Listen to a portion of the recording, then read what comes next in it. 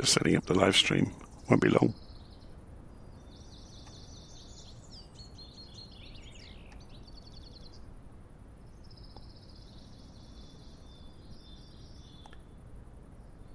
Okay, so we are at Turweston with the new Cessna 185 Skywagon. Let me just check the volume levels before we get cracking. So it's all looking fine. Move my cup of tea out of the way before I knock it flying. We need to go and put some fuel in the airplane. So let's go and go to flight performance, mass balance, fuel, and take it up to lots, technical term. And we're going to go and, go for a flight. So let's go and have a look at the flight plan. I've put it into the flight planner, so I'm not sure how much of the route we'll do. Probably going to concentrate on just getting it down as far as maybe Bembridge, and maybe come back to Goodwood along the way. We'll see. So we've got it mapped into Navigraph. We've also got it mapped into a little nav map so we can play with all the toys along the way. So Alpha 6 Sierra Charlie Romeo. So if we go and open up SayIntentions as well and have it running in the background for a bit of fun along the way. And we'll just double check what our identity is in here. So I was using something else there, look. So the aircraft ICAO code is the C185. I think, C185 Cessna, Alpha 6 Sierra Charlie Romeo. So auto, that's all good. Just checking some of the other bits and pieces to make sure it's all working. So we've got Skynet switched on. So if anybody's running SayIntentions and wants to try out the aircraft injection, you're welcome to do so. So I've not put any kind of group code in. So this is going to be much the same as yesterday. We're just going to go for a low, slow fly across the south of England, down towards the Isle of Wight, and then back again. And this is no autopilot this time because this doesn't have an autopilot. So it should be fairly good fun. Famous last words. So we're at Turweston Airport. They don't have a tower here. So we could use the CTAF frequency, I guess, because that connects with the sim. It will set it up in the airplane for us. Okay. Go and jump in the airplane.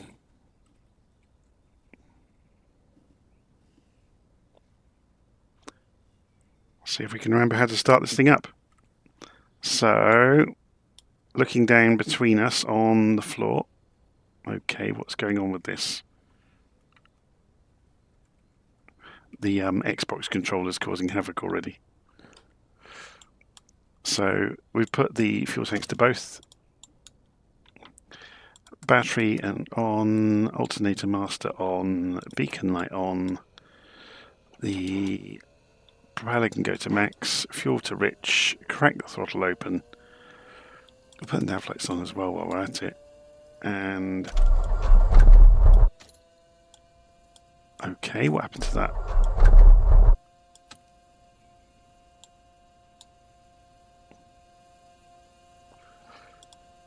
I think there's a control configuration problem going on here.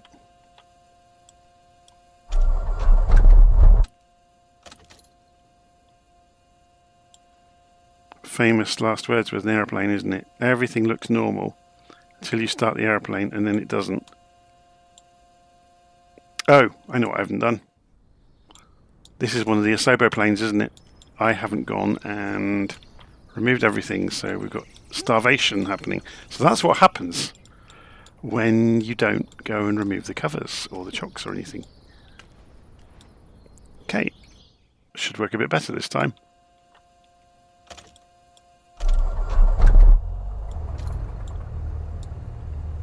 That's a bit better, isn't it?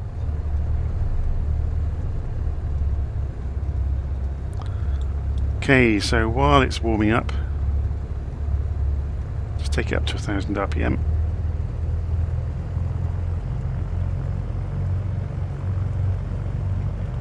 And put the radio master switch on. We should find we magically have a route in the GNS 430. So we'll put the transponder on standby. Just going to wait for the GPS to fire up. Go and calibrate the altimeter.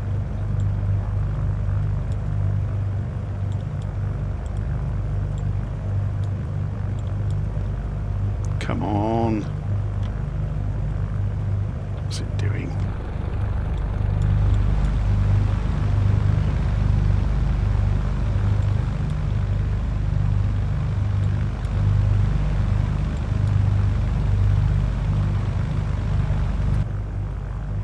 Okay, here we go.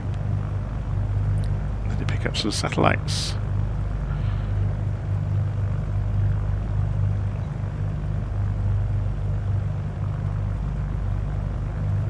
So let's have a little look at Turweston. So wind is from the west 2 knots, so we don't need to really pay any attention to it. It's no wind. So if we just do an immediate right turn and take off runway 09, I can't see anybody complaining about that.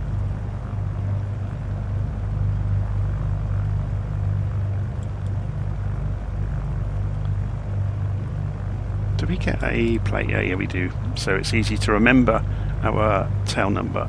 So we are Cessna Sierra Charlie Romeo.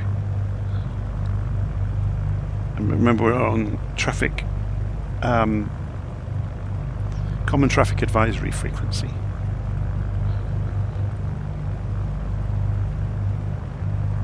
In fact, it would be worth having a little look at that. So if we go into Turweston, show information on it, and pull up the comm frequencies. Yeah, we've got ground control.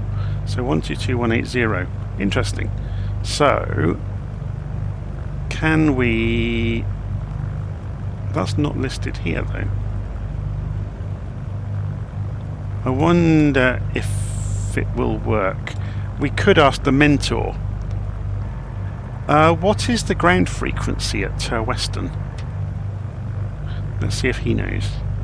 See if it agrees with little nav map. The ground frequency at Turweston Airport is typically 121.725 megahertz. Make sure to listen carefully for any updates or changes when you're on the ground. Keep up the great work. Did he say 175? Oh, this is COM 2, isn't it? I did this the other day. 122.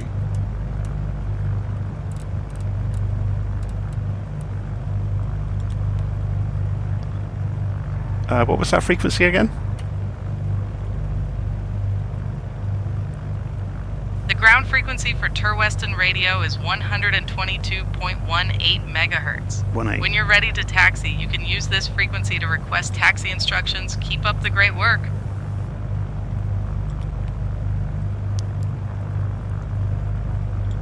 Turweston ground, comm check.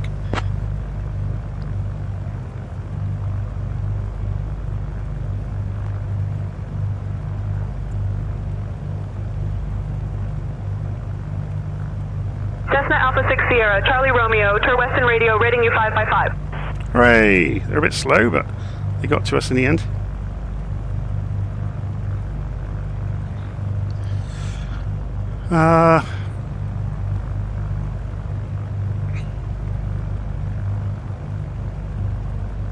Okay,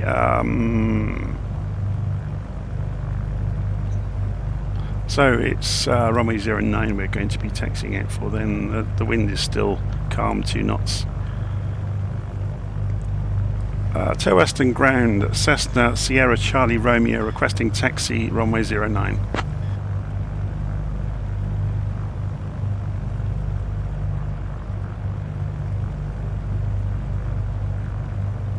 Cessna Sierra Charlie Romeo, taxi to runway 09 or at your discretion. Copy that, Sierra Charlie Romeo. Okay, we have no... Okay, it's just got a very poor turning circle. What it did initially.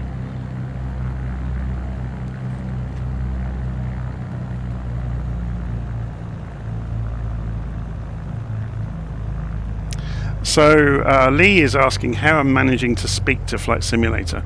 I'm using an extra service called SayIntentions, which allows you to talk to air traffic control, and it uses artificial intelligence. So you've essentially got fully staffed air traffic control everywhere, and you can do both VFR and IFR flights with it. It's very, very good.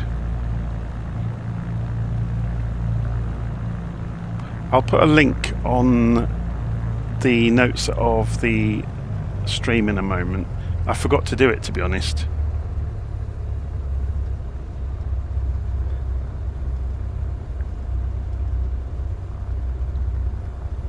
So SayIntentions not only does air traffic control, it also does checklists, so you can talk to the co-pilot.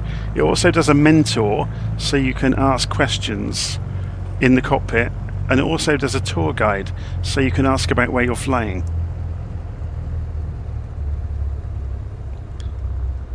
So let's just put the parking brake on a moment. I'm just going to go and pull up YouTube, and if I go to my channel, I'm just going to edit this video briefly. So if I go, I have to do it from here, I think, don't I? If I go to YouTube Studio, is it going to work? Content, live, and edit the title and the description. Thruxton Radio, Golf Oscar Papa, so obviously you can hear things in the background. So what I need to do is find one in the past where I'm using it, because it's got the link in it, so anyone that's interested can follow the link to go look. Where have I put it? If I edit this one, has this got the link to it in it? Yes, it has. So if I borrow that text, if I can actually operate the mouse tonight, copy that, come back out of there, come into this one, and paste that to here. Save that. Is there any problem, so anybody who loads in now, or if you just hit F5 in your browser, you'll get the link there for SayIntentions, and you get a link where I get credited with bringing you to SayIntentions if you do so. Anyway, let's go and close the browser out of the way. Okay. So we can switch back over to Common Traffic Advisory frequency now. I don't believe we're talking to, just Turweston Radio.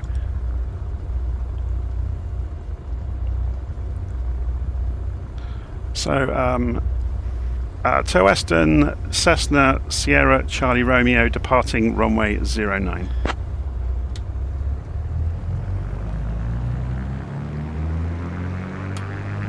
Cessna Sierra, Charlie Romeo, wind calm.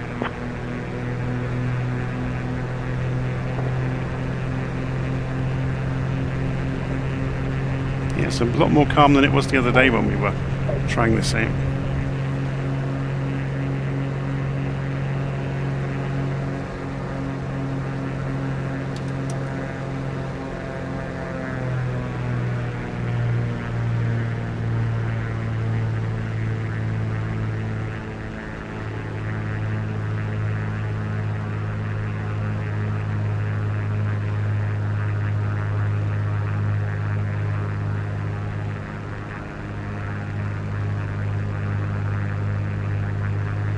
So yeah, for those of you that haven't seen SayIntentions before, let me ask the mentor, or actually I haven't got the tour guide on. It's going to turn the tour guide on. So you can map different buttons to be different people that you're talking to in the cockpit. So you key them up exactly as you would with the ATC. So if I go to intercom and go to channel and tour guide, and we'll ask for the professional tour guide, Sarah. Okay. And minimize that. So then, let's go and get a sensible flight profile around the airfield, hey?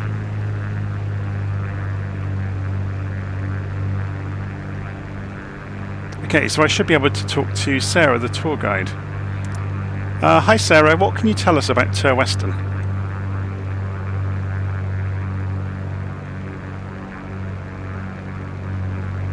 Turweston is a small village in Buckinghamshire, England, known for its airfield, Turweston Aerodrome.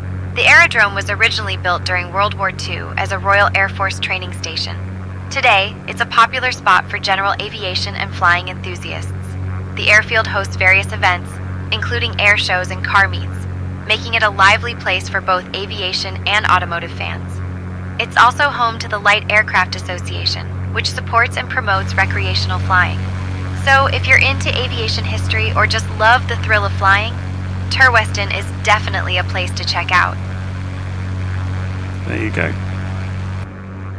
So we are wanting to leave here. Now we haven't got the route on the GPS yet, so what I'm going to do is go over to the flight planner. Remember, I pulled this in, or I can pull it in. I saved it from the planner, so Turweston onwards, that gets it into the tablet. And then once it's in the tablet, we can send it to the avionics. And there it is. We've got the route.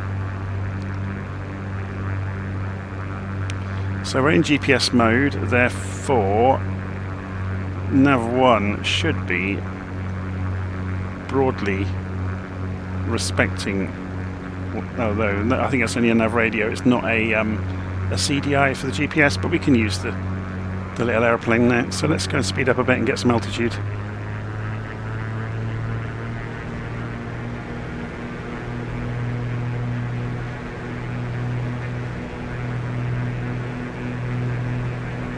The other trick you can do with SayIntentions is it shows you relevant nearby frequencies, so we can go to Common Traffic Advisory frequency now. Now we're leaving Turweston, so we'll just broadcast to them before we leave.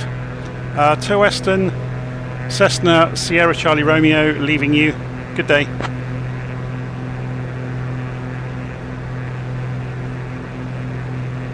Cessna Sierra Charlie Romeo, bye-bye. And then we'll switch over to Common Traffic Advisory frequency, because this is just a VFR flight. So this can do IFR, or we could ask for flight following from the centre if we wanted to.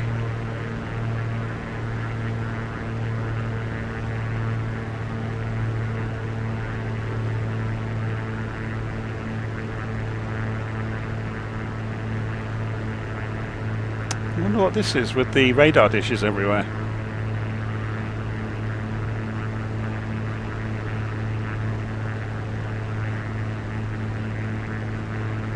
Yeah, it is working, it's just that I haven't tuned it in, look. So it's saying we're off to the right of the GPS track, which is absolutely correct. Obviously when GPS mode, the omni-bearing selector doesn't mean anything. Yeah, so it's not going to mean anything. We may as well just line it up with north, to be honest.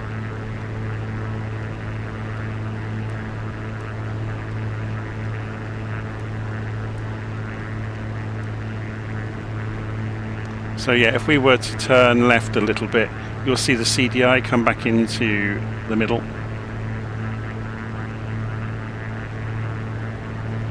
We can change the page group and see 10.7 miles to go, about 6 minutes at this speed.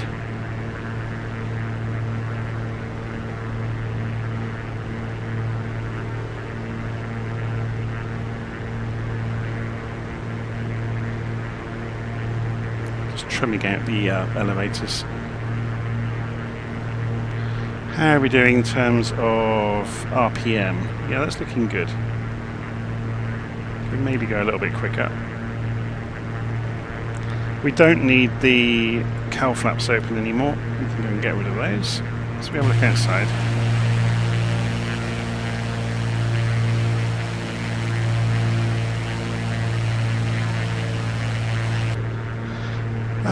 What do we have in the way of lights in this aeroplane? We should put the pitot heat on, I suppose. We've got landing lights, but didn't need them really.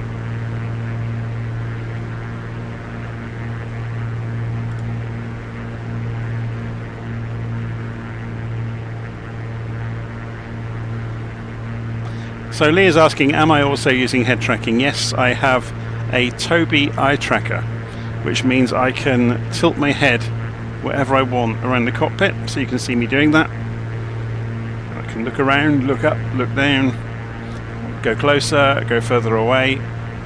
I've just noticed the rotational axis isn't working. I need to go and have a look at that. It's probably a setting that I've not set. But it does mean I can look around the cockpit very closely to look at things really nicely and At our easily. 11 o'clock, about 5 kilometers out, you'll spot the Buer Park Primary School. Now, while a school might not seem like the most thrilling landmark from above, it's a charming little spot in the community of Bister. The school is known for its vibrant and inclusive environment, fostering young minds to explore and learn. Imagine all the little future pilots down there dreaming of flying high like us. It's a reminder of the importance of education and how it shapes our future explorers and adventurers. Plus, it's always fun to think about how many of those kids are looking up at us right now, wondering where we're headed. There you go.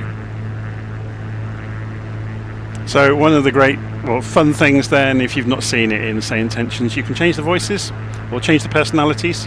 So, for example, if we go into the intercom, and we've got a mentor here, and I've chosen Millie from Skybound. We could have me, which is the most spooky thing in the world. So I can ask myself a question. Say, what can you tell me about the Cessna Skywagon?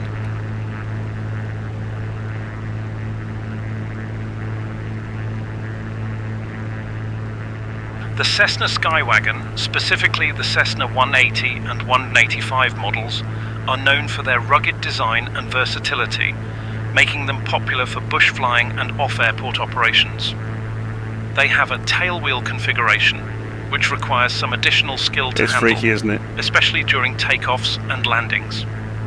The Skywagon is appreciated for its high power-to-weight ratio, allowing it to perform well in short takeoff and landing stall situations. It's a great aircraft for those looking to explore remote areas.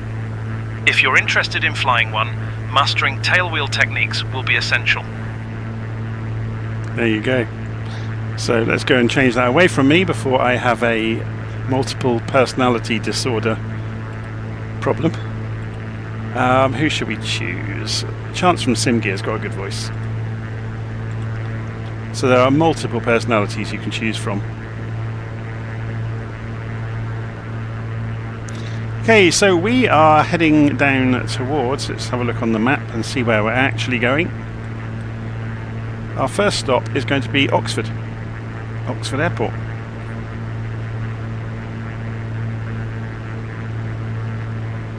So, which way is the wind? Okay, support's coming in runway 19. So, ILS is 108.35. So what we could do for a bit of fun is go and switch over the nav radio to 108.35.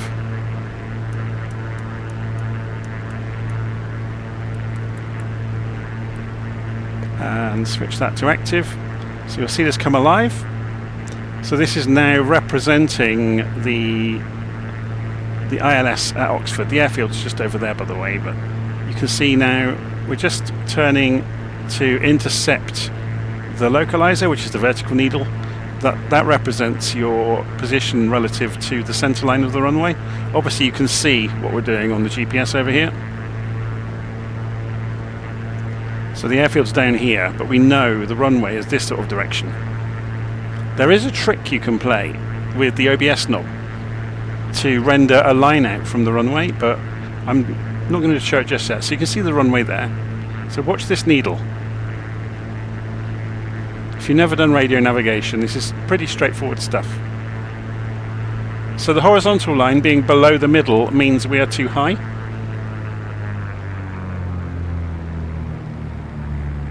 So I'm just descending, and you'll see the CDI come in. Look, there it comes. When it's in the middle, we're on the center line. And when the horizontal line is in the middle, we're on what's called the glide slope. And it should agree with the PAPI lights down there.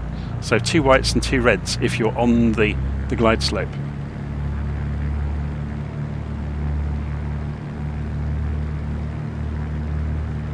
So we're going to land at Oxford, taxi round to the parking, stop the aeroplane, we'll leave the engine running, and I'll grab the drone camera and take you for a look around Oxford Airport. So this is the Pilot Plus version of Oxford that's sold by Orbx. You can get it from lots of places.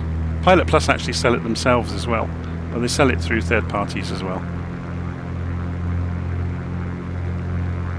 So you can see I've got 3 white lights now, which means I'm slightly above the glide slope, and you can see that's represented here as well. So if we descend down back towards the middle, we get 2 reds and 2 whites on the what's called the PAPI lights. Precision approach, I forget what PAPI stands for. Precision approach pilot instrument, I can't remember. At our 12 o'clock, just 2 kilometers away, we have the London Oxford Airport. This airport has quite an interesting history. It was originally opened in 1935 and played a significant role during World War II as a training base for the Royal Air Force. Nowadays, it's a bustling hub for general aviation and business flights. It's also known for its flight training schools, so you might spot some trainee pilots practicing their maneuvers. The airport is surrounded by beautiful Oxfordshire countryside, making it a picturesque spot for aviation enthusiasts. And who knows, maybe one day we'll see a future aviation superstar taking off from here. Okay, so we'll just taxi down to the end of the runway. We could cut across the grass. I'm going to taxi around just to show you the taxiway, really, because there's things to see along the way. Helps if you look where you're going as well.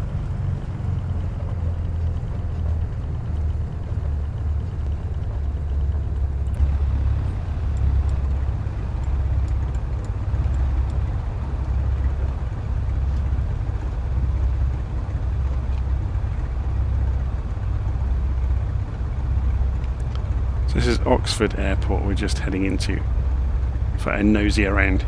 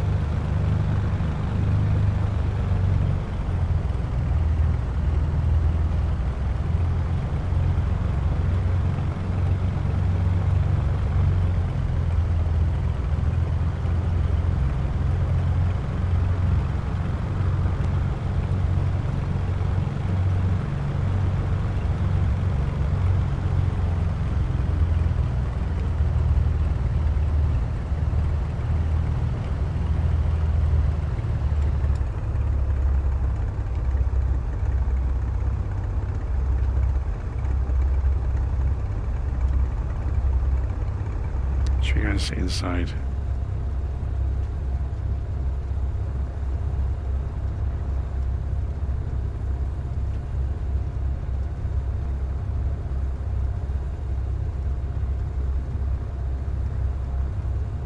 So we've got some levitating airplanes as per normal. As I said over the weekend, I wish they'd fix that. Okay, we'll just get out of the taxiway and I'll pull up on the yellow line here. Hopefully not getting anyone's way. Parking brake on, head tracking off, and drone camera on.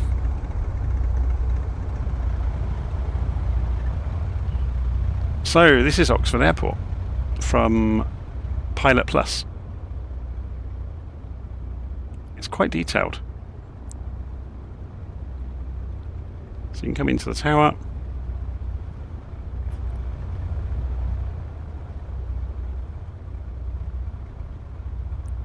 It's probably got the Pilot Plus, I think that is the Pilot Plus website on the screen. Yeah, it is. That's quite funny. You can see that the buildings have all been done in immense detail. So you've got the various helicopters here for the service hangars for Airbus and Eurocopter. And coming across the other side, various other service hangars.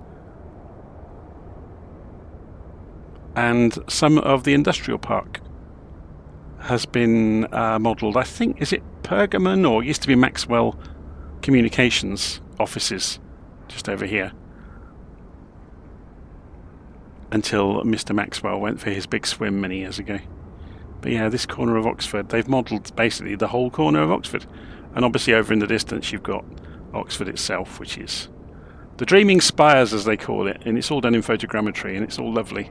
But this is Oxford Airport, or Kidlington Airport, or Oxford London Airport. It's been rebranded so many times, but it's really nicely done in the sim.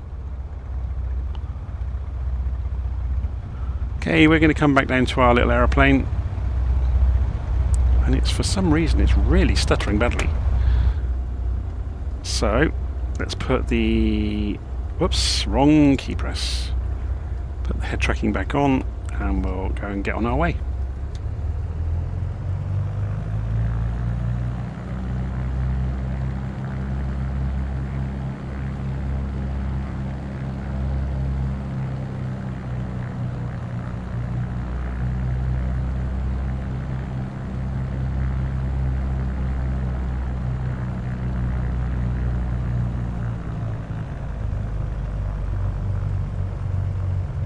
We're just going to taxi out to the runway.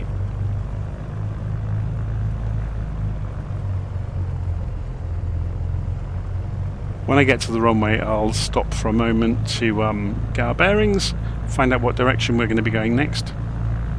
Although we can pretty much see that it's southwest still on the map, on the GPS.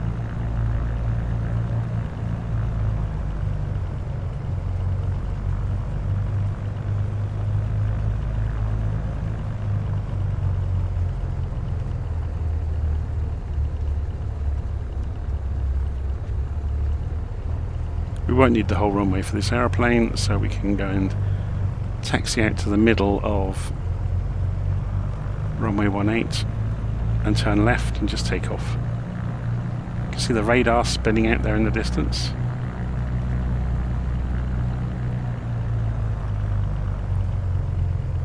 Runway ahead. Hopefully there's nobody in the way, or hopefully we're not in anybody's way.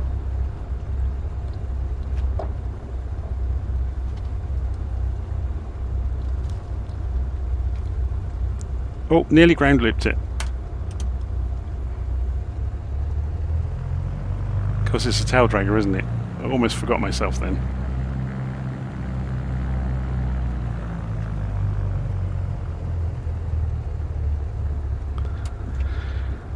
Okay, so let's go and put the landing lights on this time.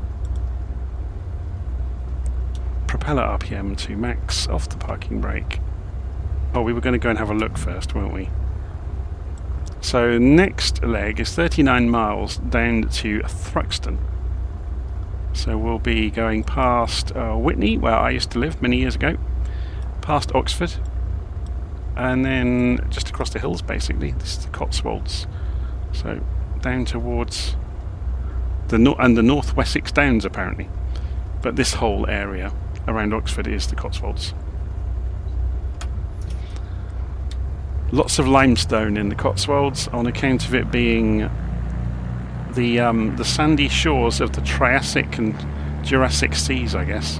It's the same rock that dips underneath and comes back up on the south coast.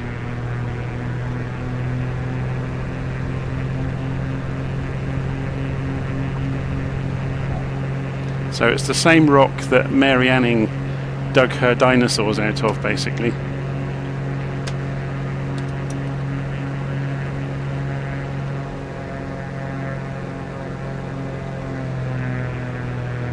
Okay, let's put the CDI back to GPS mode.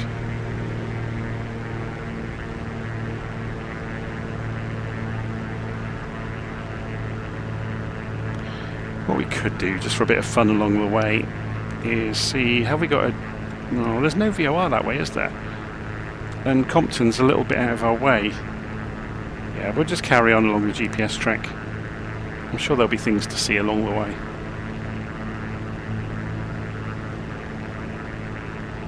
So we want to be flying, let's have a look at the course on the map. 195 degrees. So if we just spin this around so it makes some sense to us, at least this gives us a reference, because I want to go and change the GPS screen. So 195 degrees. So there's 210, 200, 195. So then if we go and change this back, so we can see, yeah, there's our track. We should be flying 195 degrees. We can see the compass here of the actual direction we're going, but this gives us distance to go, which is quite useful. Let's reopen it up.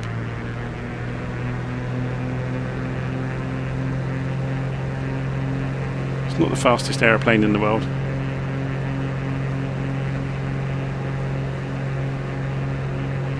So Martin is saying, how long did it take you to become this good at flying tail draggers? I don't think it did necessarily, it's just practice. It's like anything. If you're open to just smashing a few planes up and, you know, learning the hard way, it comes second nature after a while. And it has to be said, this aeroplane isn't super realistic, so it hasn't got much P effect or torque or anything like that going on, or slipstream effect. So in the more realistically simulated aeroplanes, they can be a real handful, which they should be. This one isn't. The Asobo planes tend to be dumbed down to a certain extent on purpose. It's an accessibility thing, so, you know, so people aren't discouraged too much.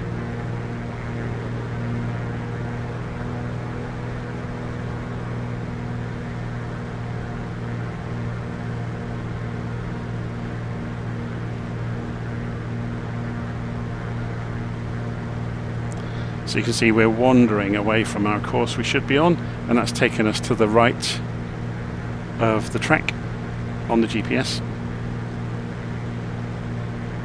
Which obviously, if we roll the switch around, we can see, look, we're to the right of the track. It's a shame this doesn't have a distance measuring readout somewhere. You have to, the only real option you've got is to flick over to page 1 of the GPS. I mean, in older planes, before DME came about, you would have had to triangulate between nav 1 and nav 2, which is good fun in and of itself, if you're of that kind of persuasion. I'd done a couple of videos on it with the 152 years ago, where I flew a route and, you know, zero visibility, and just used triangulation to figure out my location and marked it on the map between 2 different VORs. That was good fun. It's a busy workload, but it can be done.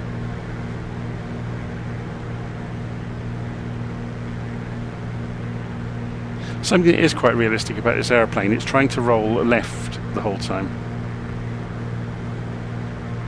You can see it doing it. That's the torque doing that.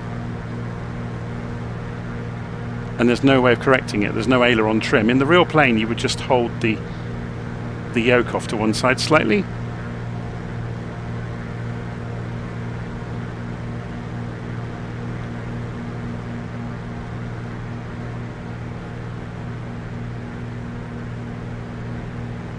So Lee is saying he assumes I have real-world experience. No, I don't.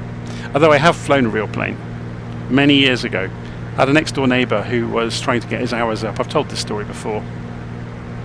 And obviously flying an airplane is incredibly expensive. So if he could get people to share the cost for him to get his hours, he would take people up.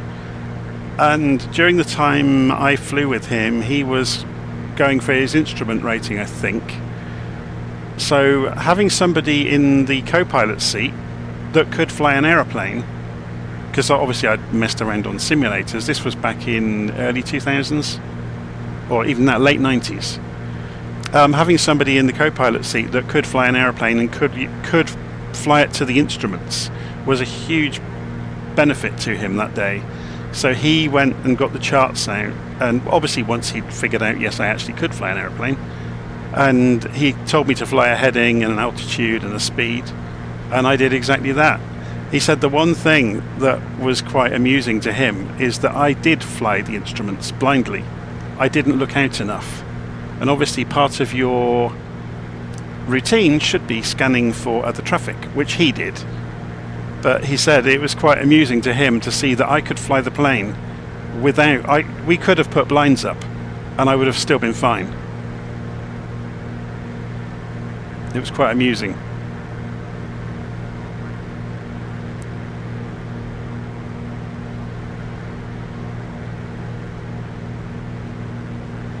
I did a whole series of videos about, I don't know, 18 months ago maybe, following the basic skills for a private pilot license.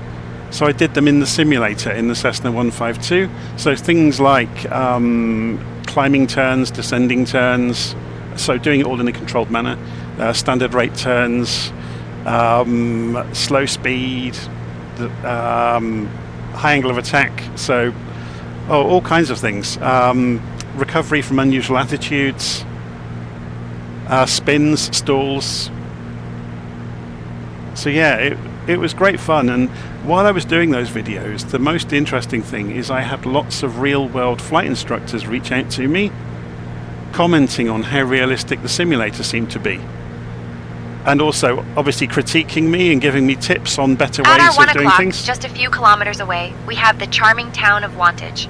Wantage is known as the birthplace of King Alfred the Great, one of England's most revered monarchs. It's a quaint market town with a rich history dating back to the Saxon era. If you look closely, you might spot the statue of King Alfred in the town center, which was erected in 1877 to commemorate his legacy. The town is surrounded by beautiful countryside, making it a picturesque spot from above. It's fascinating to think about how this small town played such a significant role in England's early history. There we go. So I'm just reading the live stream comments there. Yeah, I haven't done a zero visibility or low visibility flight for a long time in the sim. I ought to go back and do it. It's a good exercise to do. It's a good practice. You know, just to form in your head the map of where you are, and to do it with radio and not GPS as well is a good one to do. So you have to kind of form the picture in your head and interpret what you're seeing on the instruments to be able to figure out where you are, which isn't as difficult as it sounds.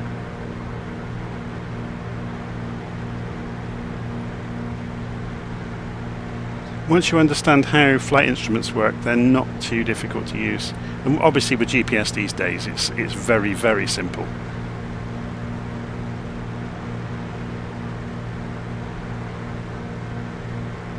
So we've got 22 miles to run until we get to the next airfield.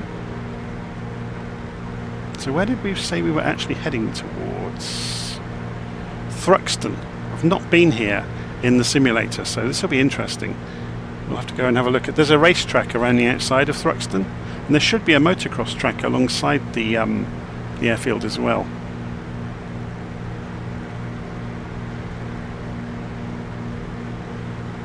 Many years ago, Thruxton was in the news for an accident that happened there.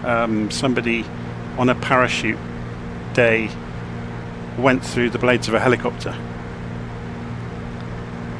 This is probably all 30 years ago now, maybe longer than that ago. But I remember it being in the news.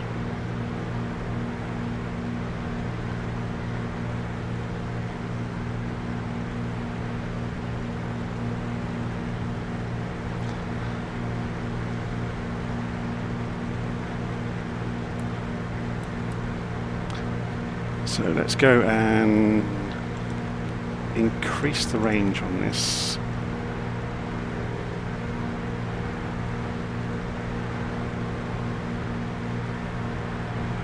Pull the throttle back a little bit, we're going a little bit fast.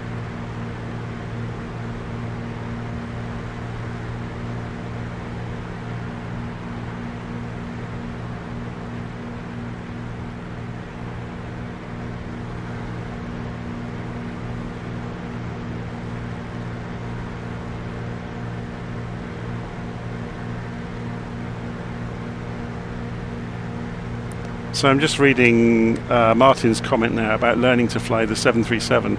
The best way I find to fly or to learn to fly the big jets properly is to do group flights with. Now there's a group I've mentioned before on here. They're called My Air. They haven't got a very good website, but they've got a fantastic Discord server, and they meet up a couple of times a week. And they do like simulated air traffic control, but it's very relaxed. So one of them is nominated each week or each session to be the air traffic controller, sometimes more than one person if there's enough people around. And it's a very, very relaxed atmosphere, so if you make a mistake, it's a great way of learning radio telephony, because if you make a mistake, they'll just explain maybe what you should have said, and everybody might have a bit of a giggle. But yeah, they are very, very good. And they got me interested in IFR and, flying the big jets, something approaching realistically. So the way they generally organise it is they'll do a group flight from between two locations, so maybe sort of 600 miles apart, so a couple of hours flight, and everybody will take off from the same airfield, everybody will land at the same airfield, typically. Not always. Sometimes they do a thing called a bullseye, where you can take off where you like, but you try to arrange for everybody to arrive at a marshalling waypoint near the destination. So, sort of 30 minutes before the 2 hours are up, and then ATC will vector you in. So they'll put you in, they'll bring you in at the appropriate altitude from sector control and bring you down on a holding pattern, all those sort of games. It's great fun.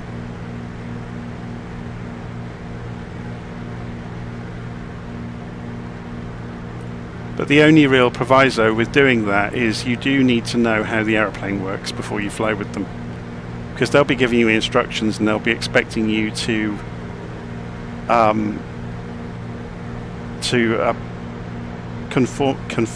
conform to those instructions. Not everybody always does, and that's where the laughter comes from. So there's the whole aviate, navigate, communicate.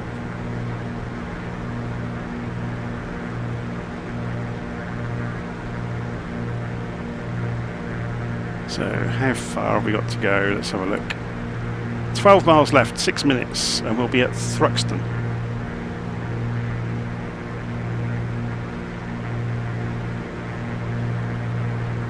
I used to host a lot of the group flights for Virtual Flight Online, but I just haven't had the time to do it the last year or two, or 18 months or so. For the first couple of years of Virtual Flights Online's existence, I pretty much planned most of the flights, but there's a whole group now that organise them, and it's kind of become a self-perpetuating community, which is what we always aimed to make, really.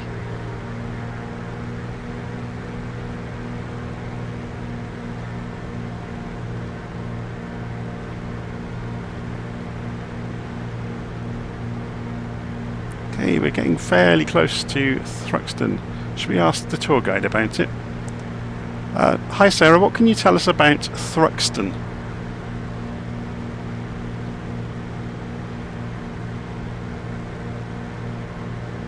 Thruxton is well known for its motor racing circuit, which is one of the fastest in the UK. It's located on the site of a former World War II airfield, RAF Thruxton, which was used by the RAF and the USAAF. The circuit hosts a variety of motorsport events, including the British Touring Car Championship. It's a popular spot for racing enthusiasts and offers driving experiences for those who want to feel the thrill of the track. The airfield history adds an interesting layer to the site, blending aviation and motorsport heritage. There we go. Pilot Boy's asking, can I fly helis? Yes, I can. I learnt to fly helicopters before I learnt to fly airplanes, which sounds like a crazy thing to say.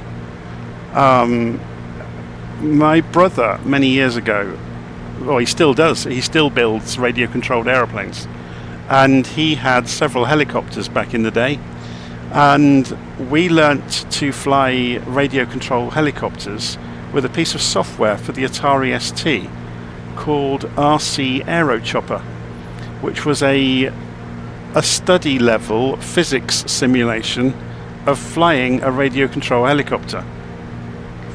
And it saved my brother hundreds and hundreds of pounds, because he essentially, the first time he flew a radio control helicopter, he was able to fly it perfectly. So I obviously learnt on it as well, but it taught me the physics of how helicopters work.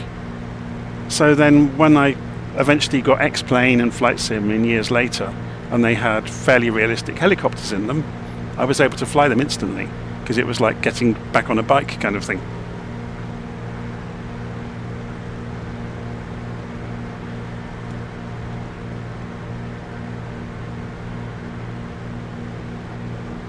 But yeah, the main thing with the helicopters is, yeah, go experiment with them and play with them, and use the assistance in the simulator.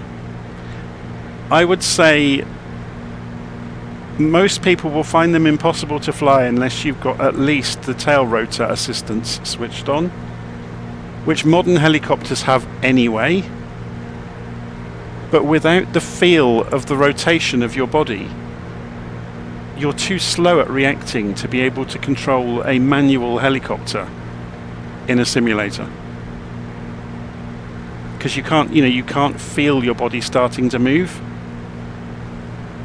But then modern helicopters have obviously all kinds of gyros and things to control the tail rotor for you, so they're stabilized automatically.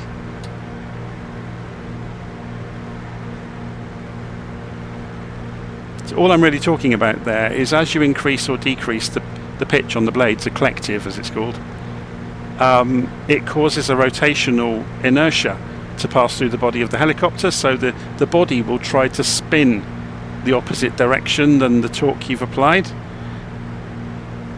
So that's why you have to have a tail rotor, and why you have to vary the pitch on the tail rotor to keep the body pointing the straight way, the same direction, sorry. Okay, so we should see off the left side Thruxton appearing. There it is.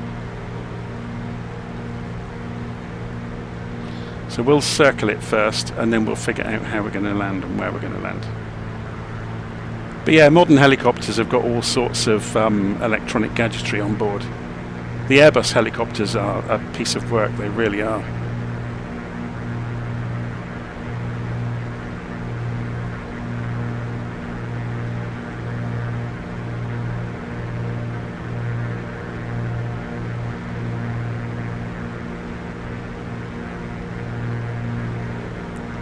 So you can see the track goes around the outside of the base. I think it may have animated cars racing around it. So if we slow down,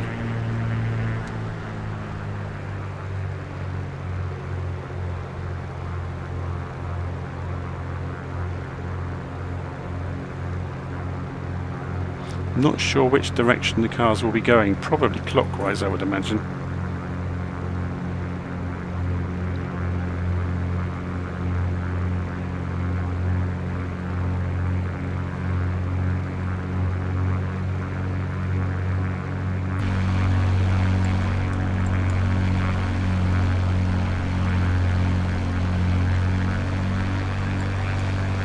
Yeah, there's a car down there. Just see him.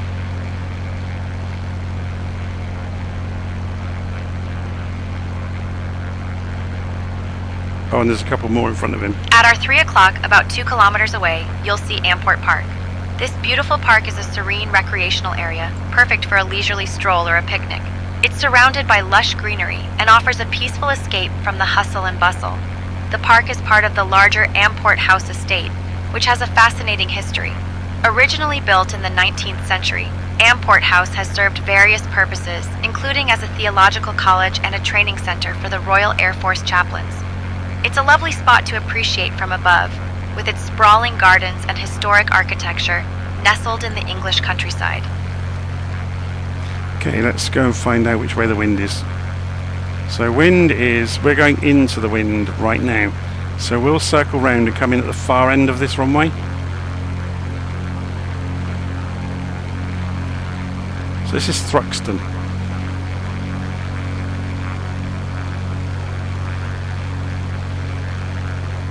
Seems to be a motorbike doing some sort of test course down there as well.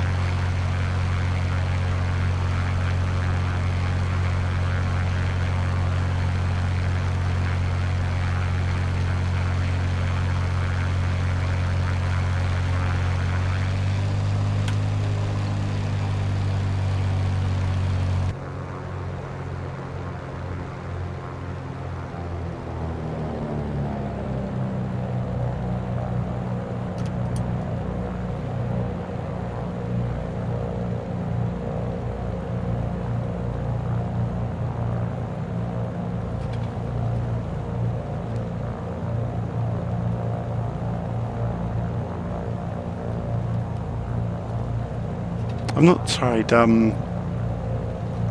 side slipping this yet. I wonder what it side slips like. We're about to find out.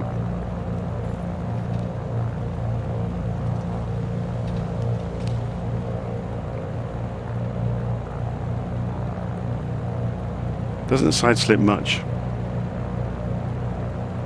Yeah, we'll have to go around. We're going too fast and we were too high.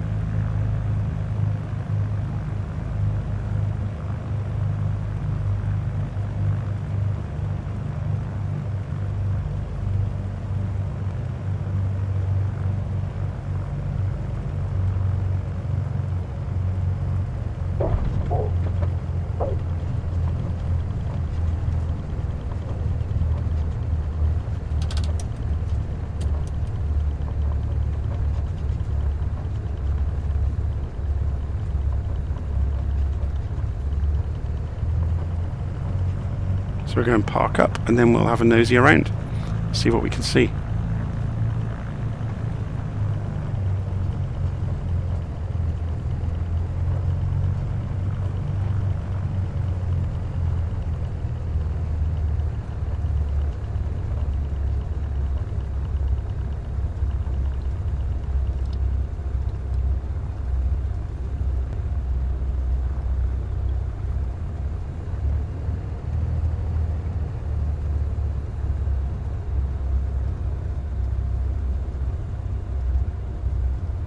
Going to annoy everybody and park in the middle because we're not staying.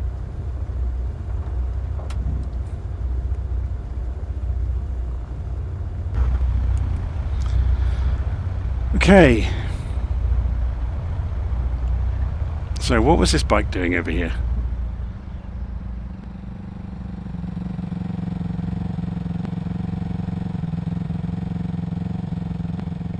Obviously some sort of training scheme.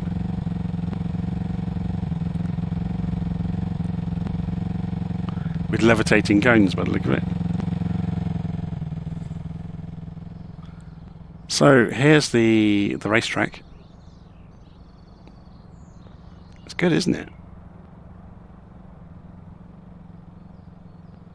So if we come hurtling round the edge of the track, you can see there's the original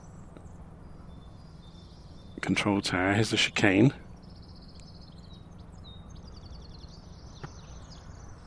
Oh, here comes a car. Should we watch it come through?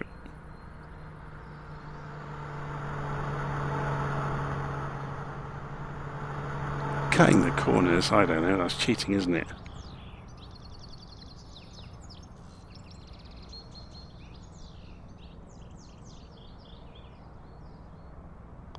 Oh, here comes another car. What sort of car is this one going to be then? Or two of them even. Porsches.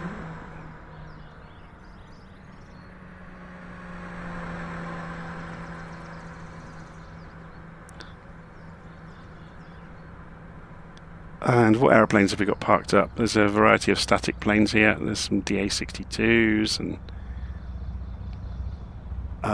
that's the 404, isn't it? The new one. There's a Cessna Grand Caravan with its tail stuck through the wall of the hangar. There's a Pilatus. They look like a garden shed, don't they? So let's go and have a look around some of the static buildings and see what they've done with them. Oh my word. That's some serious detail.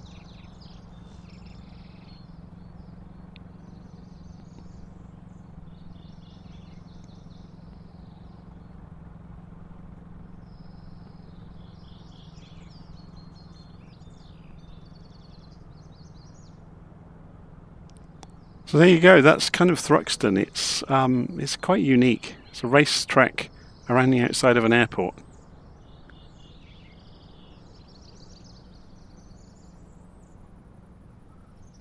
So we've got the Hampshire and Isle of Wight Air Ambulance is based here by the look of it. Or has one of its bases here. So what's this helicopter down here then? There's a Robinson with the... Oh no, it's just drawn in. I thought it had its front missing. Okay, that's nothing special, it's just a helicopter that's sat here. So we've got Heliworks Services.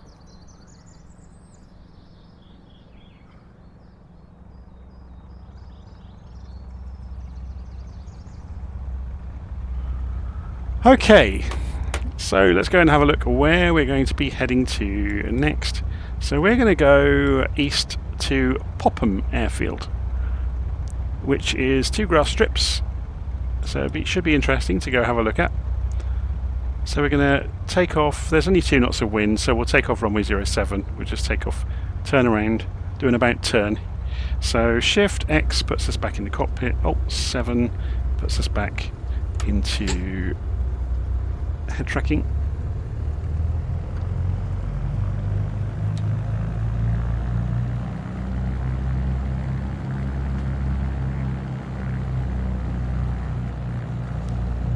One thing that's nice about tail draggers is they can turn in their own length.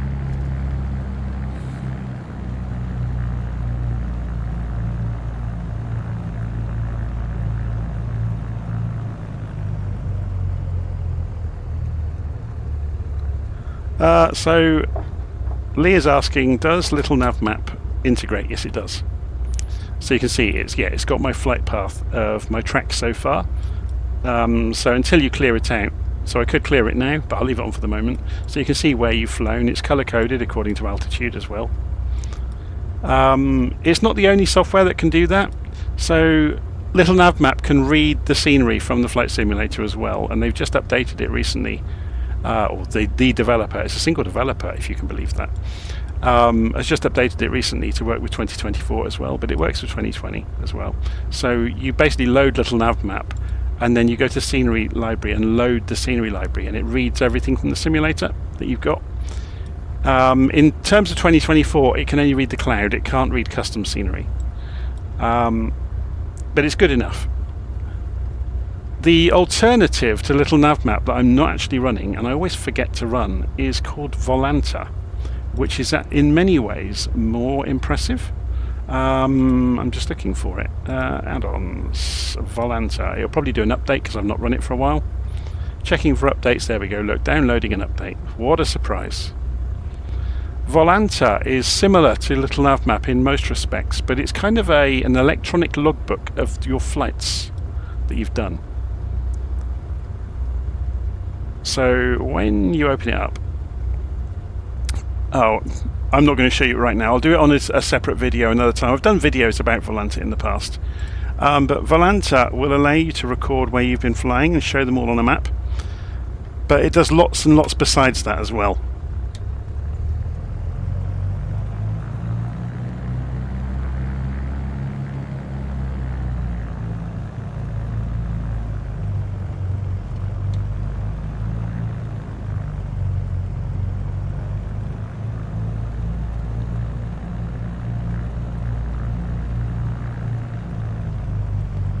Okay, flaps to take off.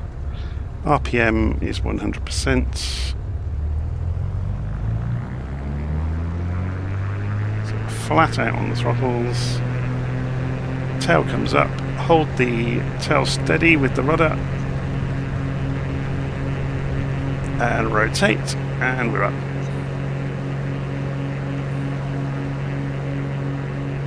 And flaps up. And RPM back away from 100% to about 75, and then pull the throttle back a little bit as well. So we're looking to head east over to Popham, which isn't very far at all. You can see it here on the map, look.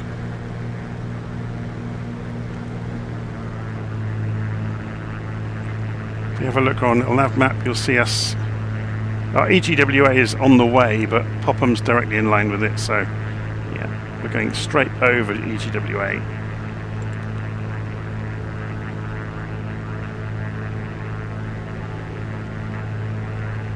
It's interesting then, so where's EGWA? Let's scoot sideways and have a look out at the bottom of the aeroplane.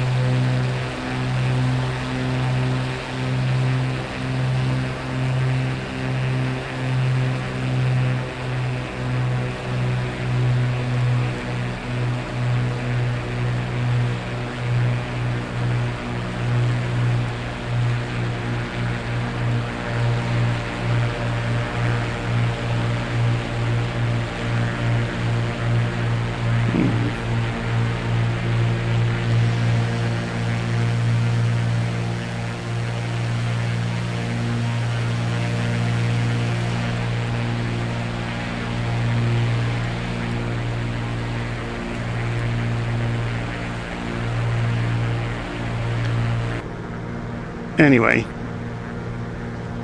just Andover below us, by the way.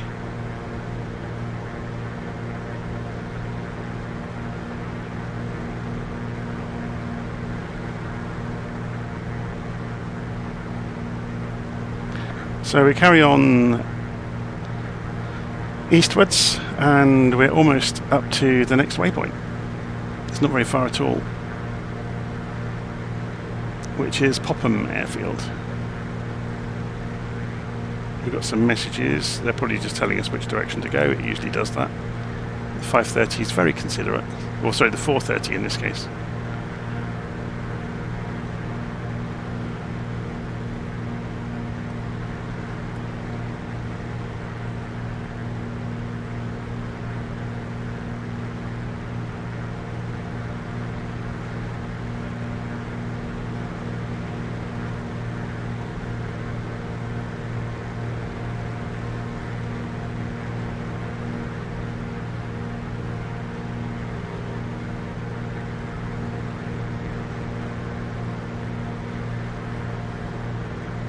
Okay, so how far have we got to go? 8 miles, 3.5 minutes. I'm going to turn head tracking off so I can have a cup of tea or sip of my tea. Put us on the outside view for a moment.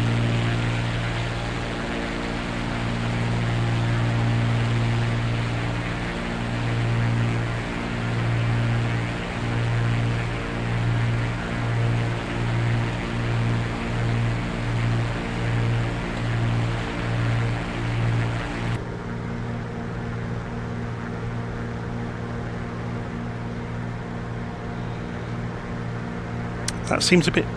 If you put yourself where her head is, that seems an awful long way away from the instruments. If you've ever sat in a GA plane, they're literally... You're crammed in like a sardine, you know, and you're kind of elbows at your sides to hold the controls. That seems a little bit wrong, although maybe she's quite small. And I am huge. I'm about 6'3". I was 6'4" when I was in my early 20s. Getting smaller now.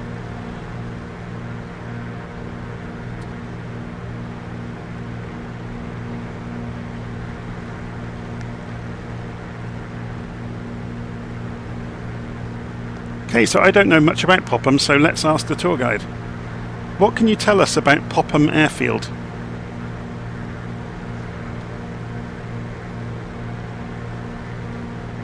Popham Airfield is a charming little spot known for its grass runways and vibrant general aviation community. It's a popular place for flying enthusiasts and hosts various events throughout the year, including fly-ins and vintage aircraft gatherings. The airfield is also home to the Spitfire Flying Club, where members can enjoy the thrill of flying classic aircraft. It's a great place to experience the camaraderie and passion of the aviation world. There we go.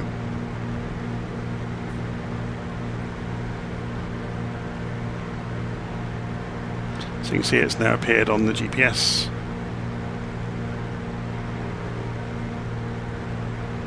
So we will circle it. Let's have a look at the wind as well on the nav map. So 5 knots from the west now.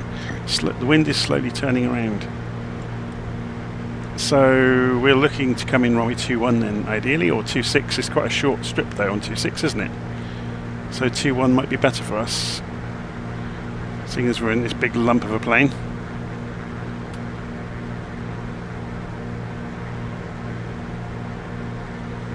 So I'm just trying to get my bearings to see, is this it down here? I think it might be.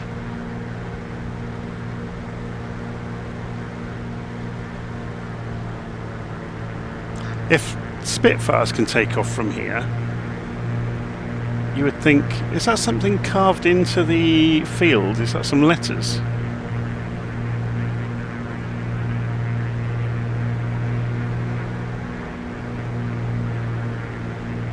Or is it some sort of track? It's a track, isn't it?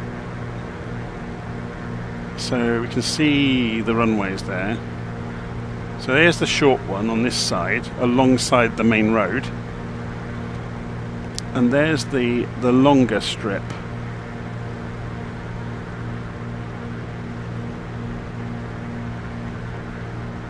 And we're looking to come in the opposite end of that one.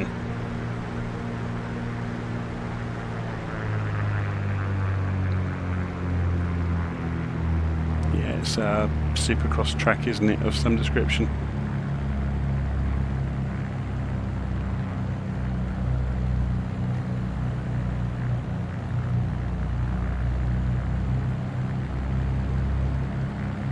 So we'll go out to the end of this copse of trees and then we'll turn around and come back.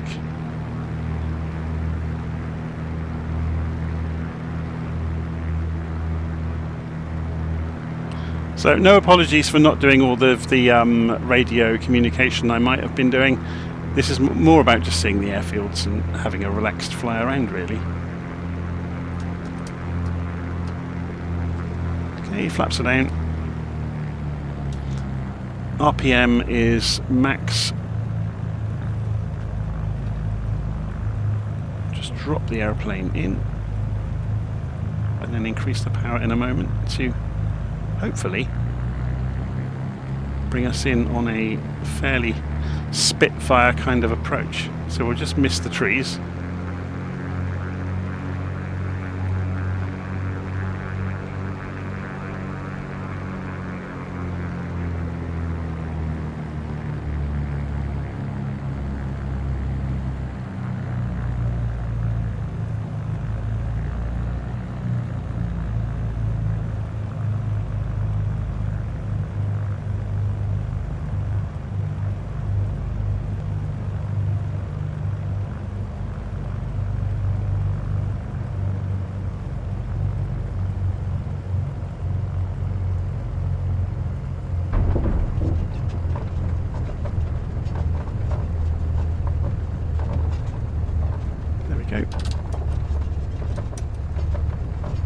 there's a hot air balloon down here. So we'll just taxi up to the end.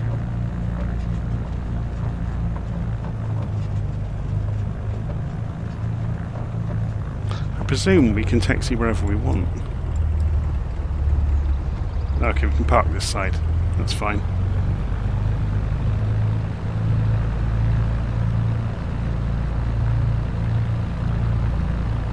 So the other airstrip took off alongside the road. I think that might be good fun to go and do that though. So if we park this side, we can take off on that strip.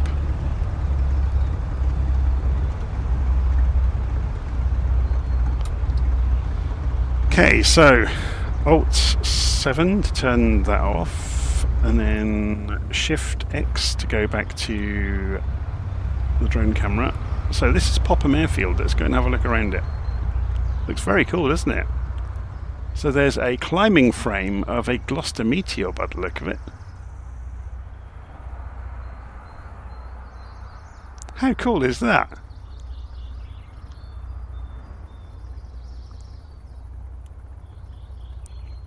So we can do gyrocopter flights from Popham apparently. There's a cafe.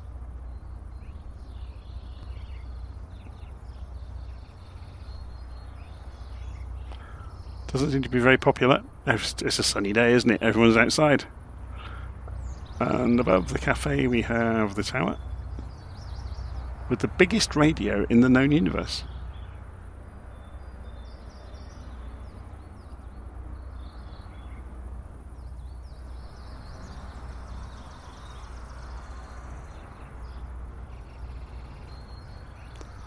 It's funny, isn't it? This is obviously a Burning Blue Designs airfield. You recognise the figures that they use. These are obviously the cool dudes down this end of the walkway. Oh, look at the motorbikes. Obviously this must be a bit of a biker meet-up place. What on earth are these? They're Hondas. Generic AI generated bikes, maybe. Someone's going to tell me exactly what they are. So there's an old Porsche here. Oh my word, there's some exotic cars around, aren't there? So there's a Lotus Elise, is that?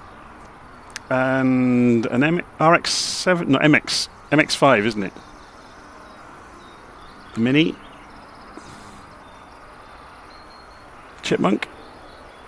And a Robin behind it.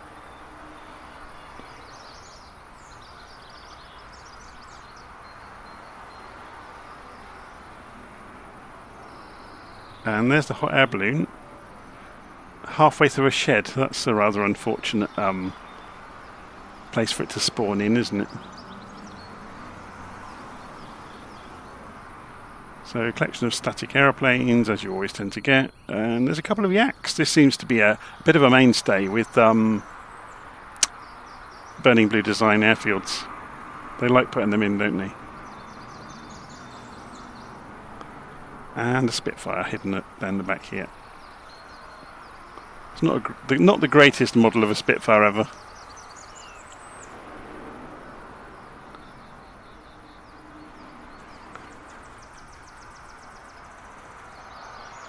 Okay, so let's go back to our aeroplane. Oh look, we got some construction going on over here, building something or other. Let's go back to our aeroplane down the other end of the flight line, and we'll see if we can take off on this runway alongside the main road. Should be rather interesting.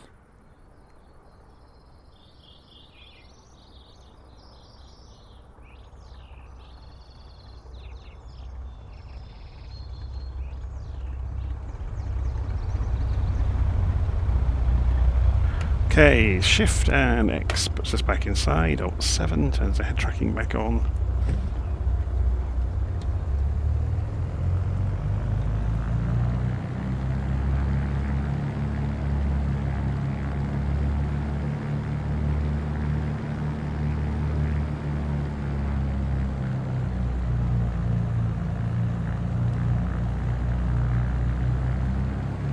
And we'll go right up to the fence over here and get as much run up as we can. So flaps to takeoff position, propeller RPM to max.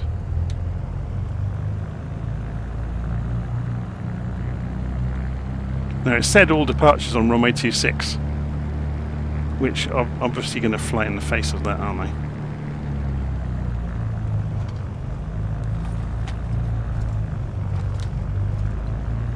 Whoa, and I nearly ground looped it.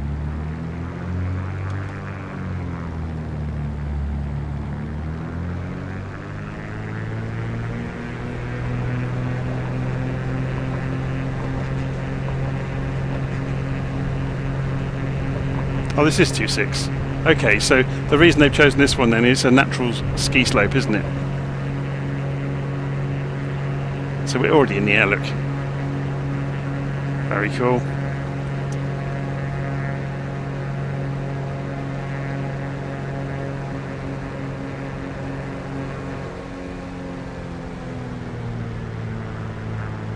And we are heading south.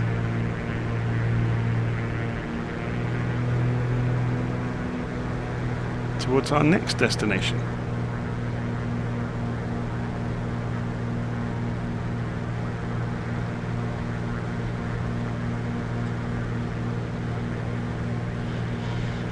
And the next destination will be 22 miles, about 11 minutes or so.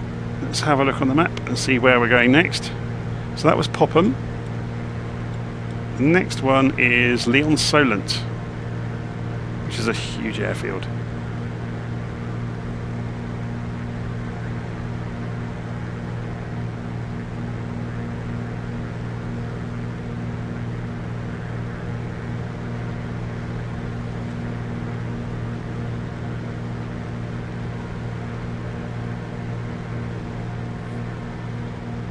So just looking at the live stream comments, someone said Chipmunk looks like it had seen better days. I think most chipmunks have seen better days at this point. Most of them are in museums. I don't think there's many left flying ever, or anywhere, I should say.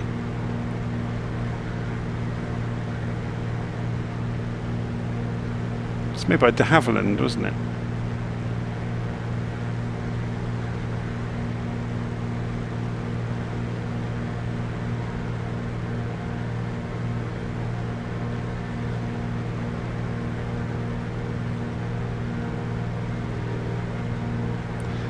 Chipmunk is kind of a monoplane version of a Tiger Moth, really.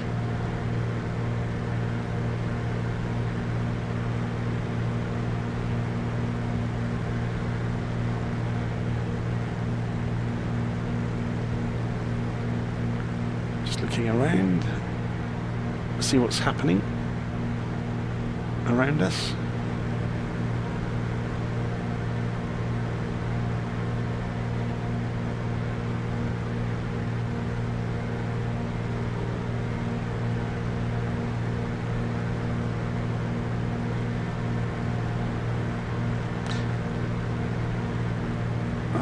We've got a transponder.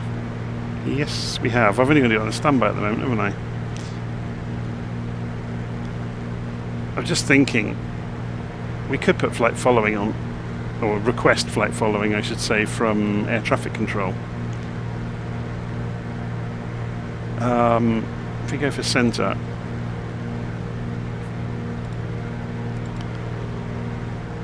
so whereabouts are we? We need to tell them where we are.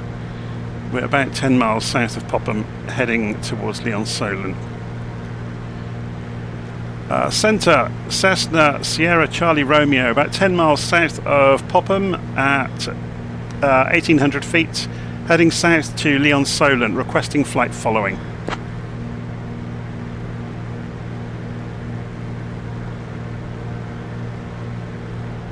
Cessna Sierra Charlie Romeo, squawk 1177 with mode Charlie and pass your message.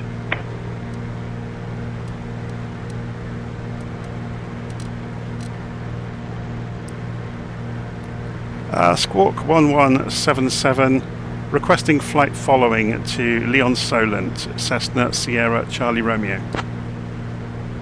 Cessna Sierra Charlie Romeo identified 4 miles north of South Longwood Park, airstrip at 1700 feet, heading 184 QNH 1013. There we go. Cessna Sierra Charlie Romeo, basic service, QNH 1013. Copy that, Sierra Charlie Romeo. Sierra Charlie Romeo. It would help if I could talk.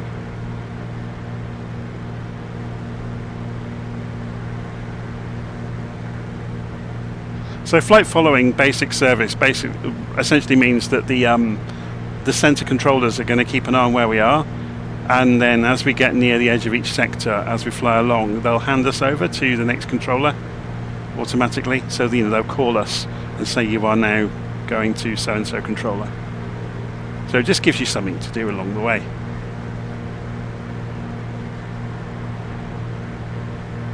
You don't need a flight plan to have flight following.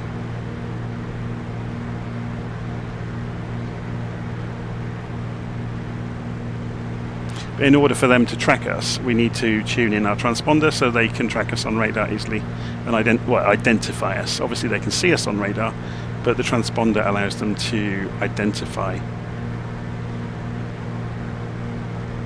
the aircraft, to correlate between the radar return and who it is.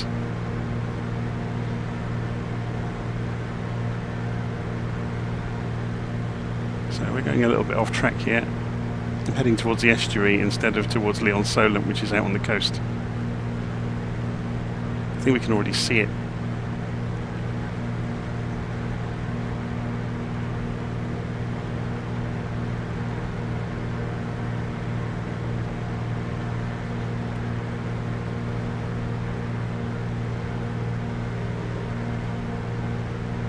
One of the nice things about SayIntentions is you get different voices for all the different controllers, and they're regionally accurate.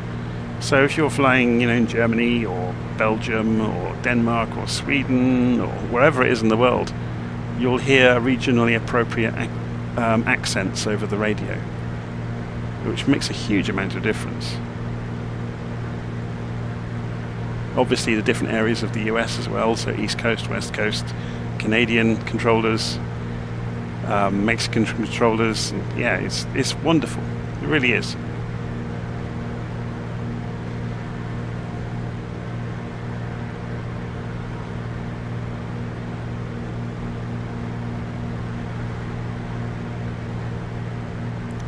Lee's saying, do you get a Cockney in South London? No, I don't think so. Well, I don't know. You may do. You probably get received pronunciation knowing the National Air Traffic Service. As soon as you get near London, you'll get the BBC voiced controllers. Like, is it Has Control or London Controller on? Is it Twitch? That I forget what the different services are called. Has Control is very good.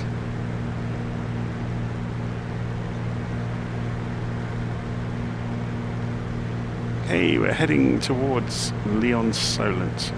So the Solent is this stretch of water. If I show you on the map, there it is. Look, it's got a great big label on it, so it's hard to miss. So Lee-on-Solent is on the edge of the Solent. The Solent is the stretch of water between the Isle of Wight and the British mainland. So you can see the Isle of Wight out there.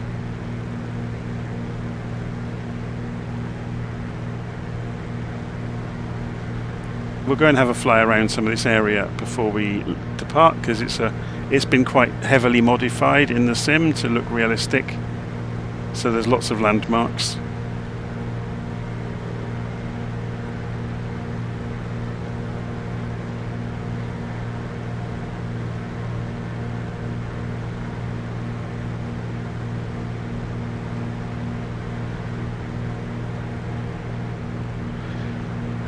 What accent does the janitor in Harry Potter have? You mean, oh, what was his name? I know the actor that plays him. He's been in many, many things. Oh, crikey. Filch, isn't it?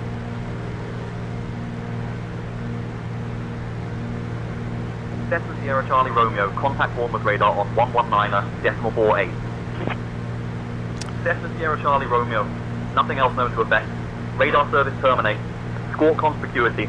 Free call, next station on At route. our 2 o'clock, just a few kilometers away, we have the historic town of Fareham. This charming town dates back to the Roman times and has been a bustling market town since the medieval period. She came in at just the Fareham is wrong known moment. for now. its beautiful Georgian architecture and the iconic Fareham Creek, which has been a vital part of the And town's it's Fareham, maritime not history. Fareham. The town played a I'll significant just wait for her role to during the shut up D-Day and then I'll preparations in call World the, War II, serving as a key controller. logistics hub. From up here, you might even spot the Fareham Shopping Center, Fareham. which is a modern addition to this historic town. It's fascinating to see how Fareham blends its rich past with the present. Yeah, apologies for that, London Control. I was just waiting for the tour guide to shut up in the cockpit. Contacting Bournemouth radar 119.48 Sierra Charlie Romeo.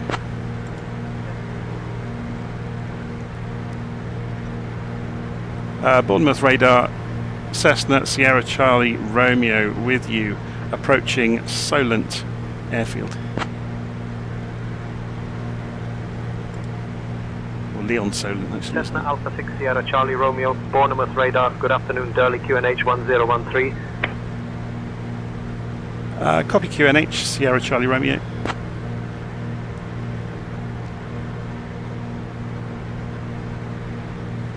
So we haven't actually told them we're landing there, we just said we were approaching, because we're not going to go land there straight away, we're going to go and have a look around.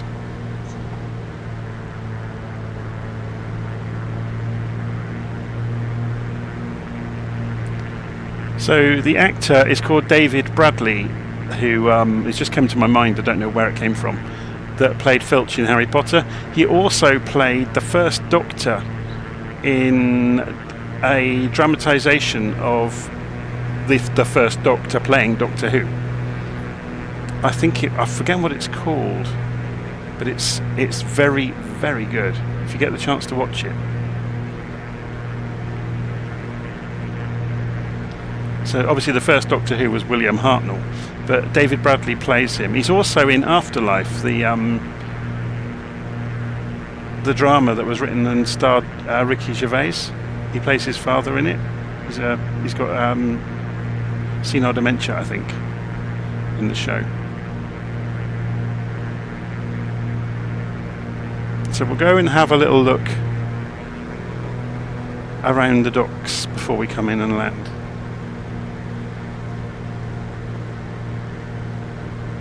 I just want to see what's been modelled. I'm half expecting to see some warships, but I haven't actually because I haven't got the add-ons installed for it. So I'm not sure what the stock scenery will put in the water, or in the docks around Portsmouth.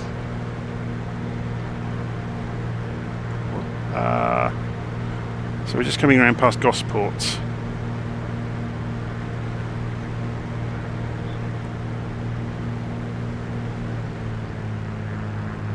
Well, there are a few boats around, but they're photogrammetry, so they'll get more detailed as we get closer to them. So we should see this. Is it called the Spinnaker Tower?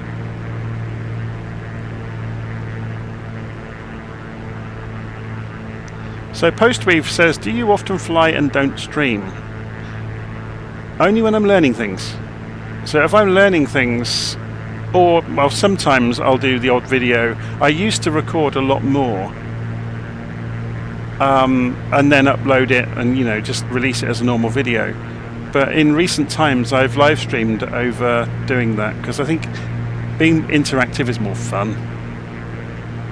Being able to answer questions and have a conversation with people in the channel while I'm flying is far more fun than just flying along and commentating on what I'm doing. Obviously, if I'm doing like a beginner's guide to starting something up or whatever, I'll just record it and upload it, and I'll keep it really focused, or like setting up controllers or whatever it is. So yeah, this is the Spinnaker Tower. I thought it might be a 3D asset, but it appears to be photogrammetry.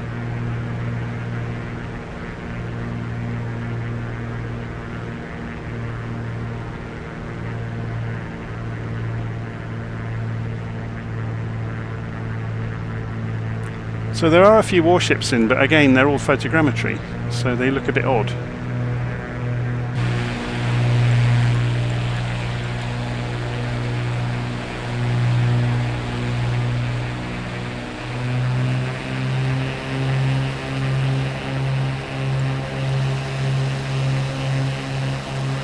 At our 3 o'clock, about 2 kilometers away, we have the Portsmouth Football Club's Fratton Park.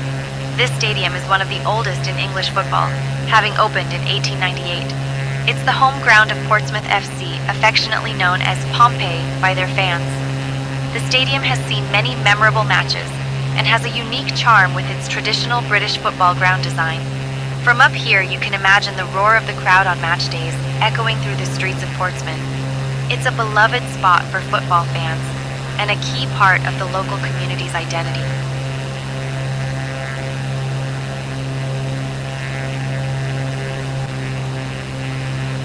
Okay, let's go back over towards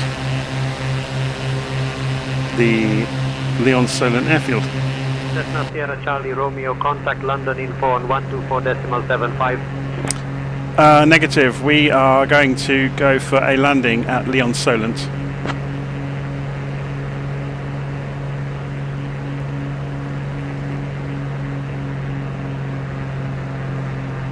Cessna Sierra Charlie Romeo, roger, continue to Lee-on-Solent. You are cleared for landing on runway 23, wind 040 at 12 QNH 1013. Cleared for landing, runway 23, copy the weather, Sierra Charlie Romeo. Runway 23, okay, so it's this side.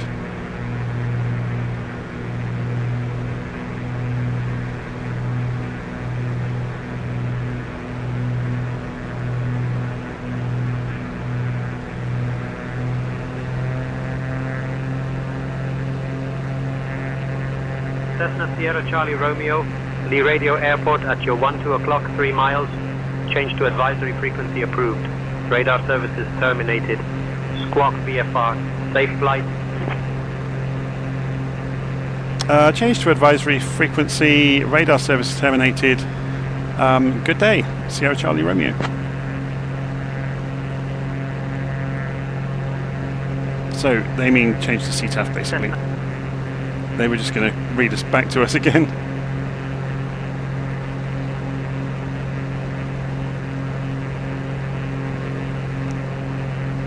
So Lee-on-Solent, Cessna Sierra Charlie Romeo, downwind for approach runway 23. We're not actually, we're on the base leg, not downwind, but there's no one in the airspace anyway, really.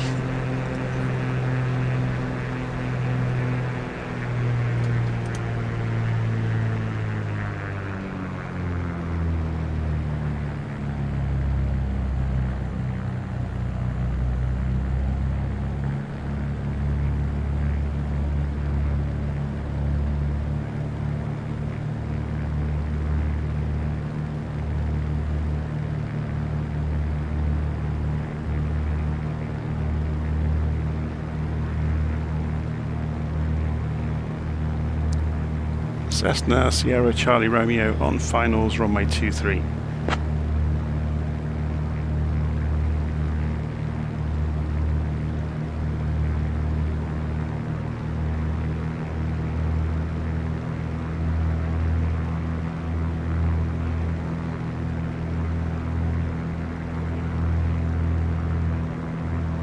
I'm surprised it isn't simulated as having a tower, or maybe it doesn't. I know the air ambulance is here though, so, and the Coast Guard, or maybe the Coast Guard, not air ambulance, but maybe they have their own controllers.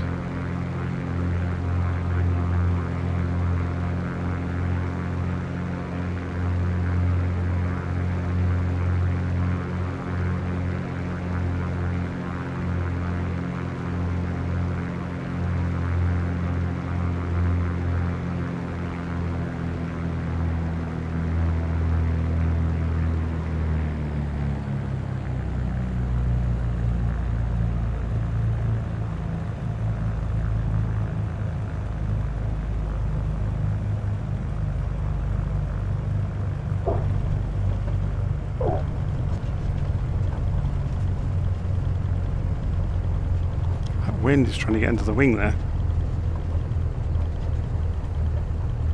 Not my best moment.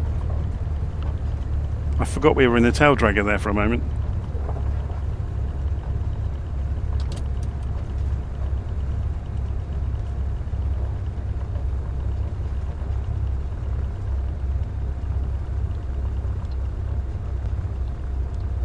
So I presume I can just pull over and put it on the grass over here with the others.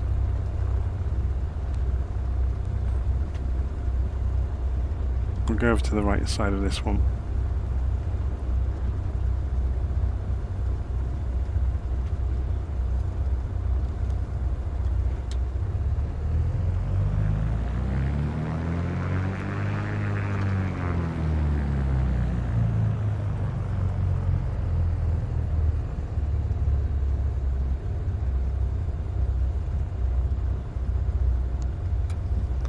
Parking brake is on. I'll leave the engine running and shift C. No, didn't want shift C. I wanted shift X, didn't I? This is the drone camera. So this is Lee-on-Solent. So as you can see, they've modelled some of the houses near the airfield and some of the gardens and walkways, which is quite cool. Let's come in from the road end then.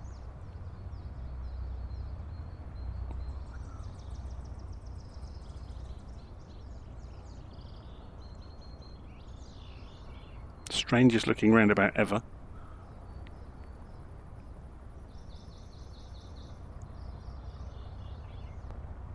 Solent Airport Daedalus. I wonder who Daedalus are. Must be a modern thing. So here you can see the now what's it called? The Silver Spitfire, the longest flight.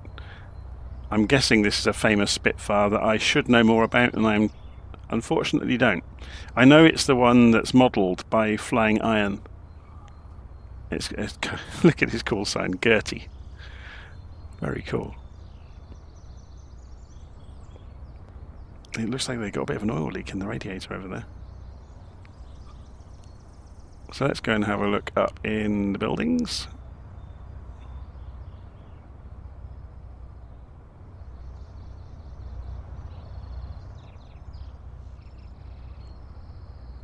She keeps an eye on the Spitfire, obviously. And I noticed down here, yeah, there's a play park, by the look of it, with another toy aeroplane. Fantastic.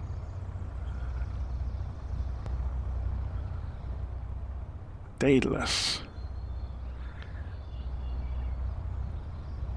That wooden aeroplane's modelled better than some of the ones in the sim.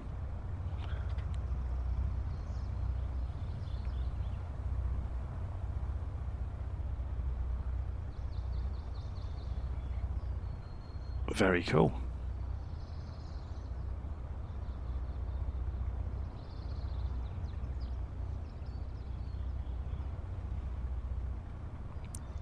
Okay, let's go and have a look around the rest of the airfield.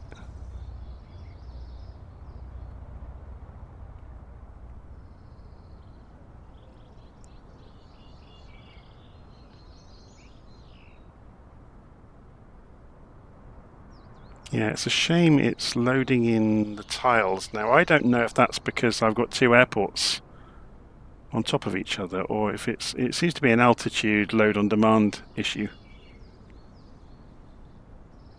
which is a shame. But it's doing it everywhere. It may just be the simulator today is having a bad day, because if we go high enough, look, it stops doing that to us. And we've seen the sim do this in the past from time to time. That's the radar. It's not spinning though, is it? Which is rather interesting. You expect it to spin. Yeah, I wonder if I've got a scenery conflict going on.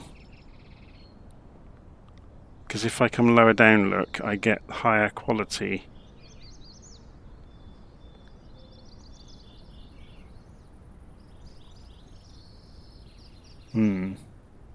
Maybe I have got a conflict going on with two sceneries, maybe.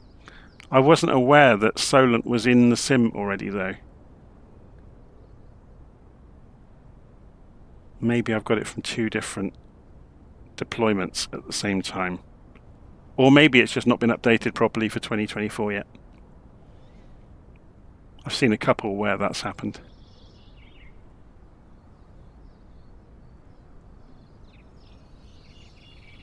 Okay, let's go back over to our aeroplane.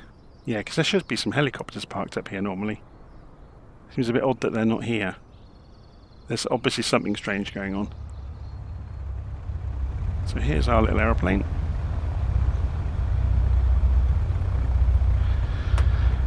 So we are going to head off to Bembridge.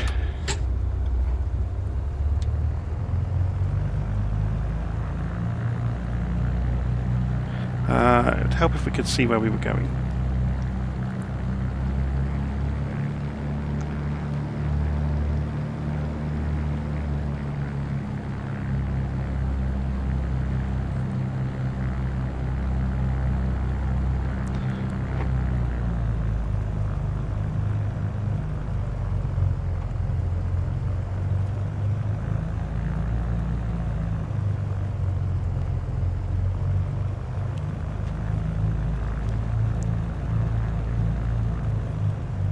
Can anybody see a wind sock anywhere?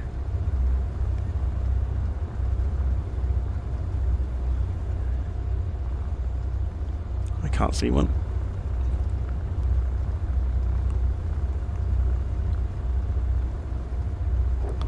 Just going to go and check the wind. 2 knots. Okay, that's fine. We can take off.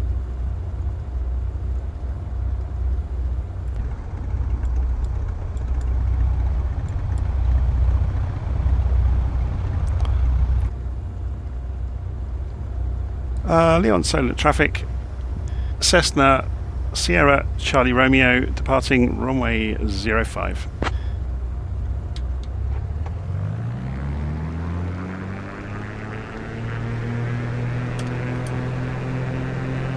We don't need flaps for this takeoff. Got a nice long straight runway.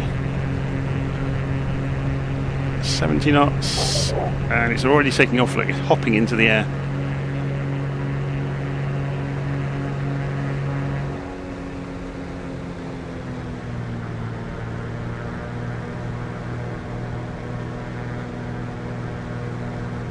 So which is the quicker way to turn? Right turn. Out towards Bembridge on the Isle of Wight.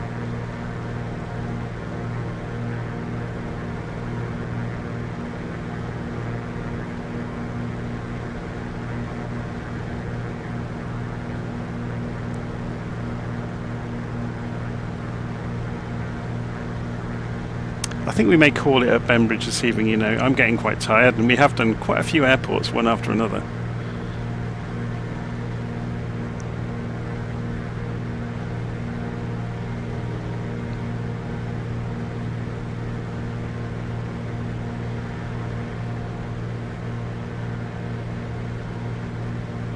So we're going to leave the mainland, fly across the Solent to the Isle of Wight. Hi Sarah, what can you tell us about the Isle of Wight?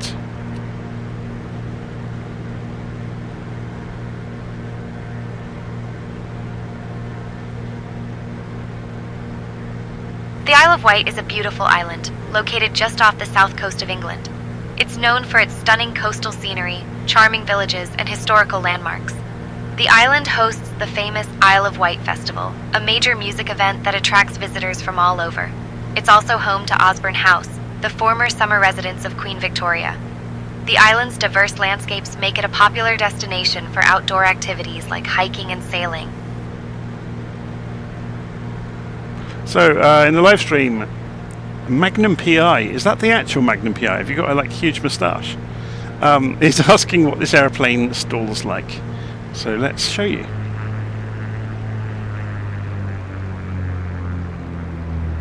So pulling those up, we're 1500 feet. It's a bit low to be stalling, but so this is 0 flaps, just low speed stall. 70 knots, 65 knots. Let's force it up into the stall.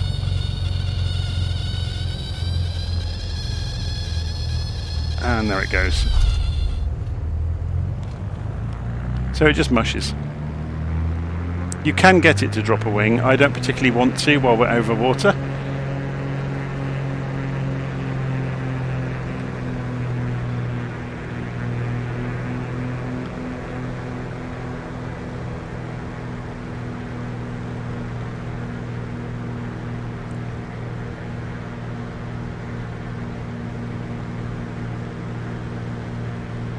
Okay, so we're headed towards Bembridge. Let's show you where that is on the map. It's on the far corner on this headland over here. So given the wind, that suits runway 30. So there's a grass runway and a hard runway, as you can see on the map. But we'll have a look at the airfield when we get there. You can see it already, look. It's quite obvious.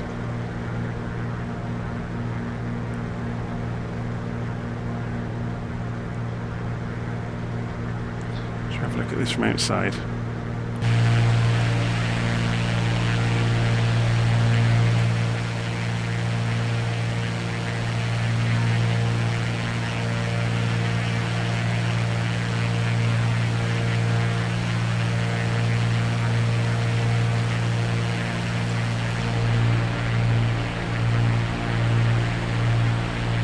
I wonder if they'll fix the beacon light not flashing.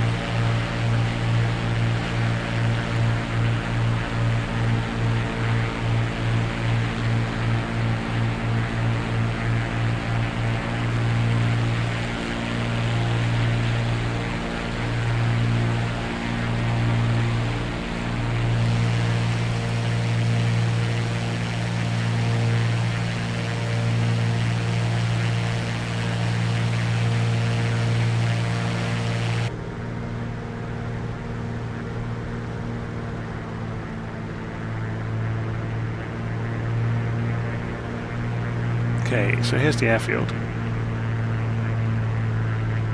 What we'll do is come in and do an orbit of the airfield just so you get to see it, because obviously we're going to come in at the far end over there. So if we loop round and I descend as we go, we should be in a good place. So does this have Bembridge, CTAF? Yeah, it isn't controlled, so we're just announcing on the way round.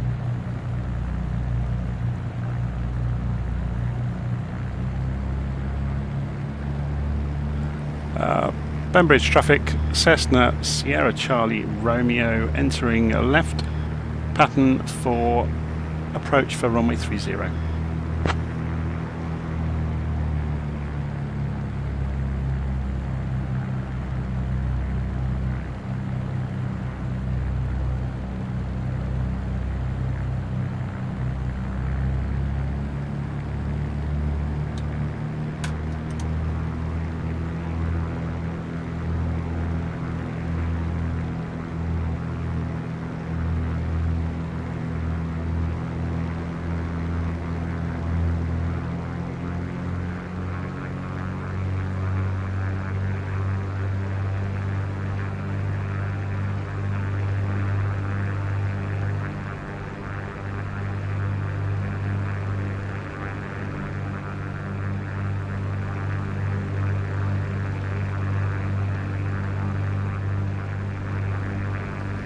Traffic, Cessna Sierra Charlie Romeo turning base for approach runway 30. Look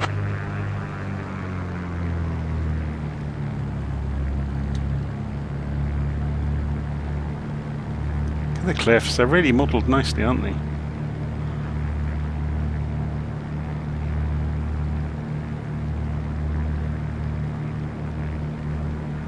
Look at the caravan parks. That's crazy.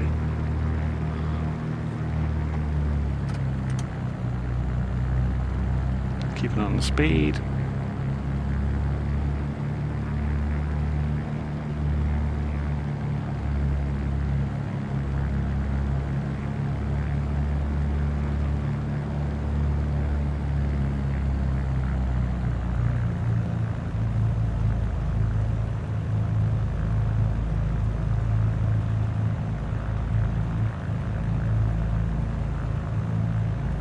Coming in a little bit high, but Better than being too low, hey? At our 9 o'clock, about 4 kilometers away, you'll spot Sandown Pier. This iconic structure is a favorite among tourists and locals alike. Built in the late 19th century, the pier has been a hub of entertainment for generations. It's home to an amusement arcade, offering a nostalgic throwback to classic seaside fun with games and attractions. The pier stretches out into the English Channel, providing stunning views of the coastline and the sea. It's a perfect spot for a leisurely stroll or to simply enjoy the refreshing sea breeze. From up here, you can imagine the laughter and excitement of families enjoying a day out by the sea.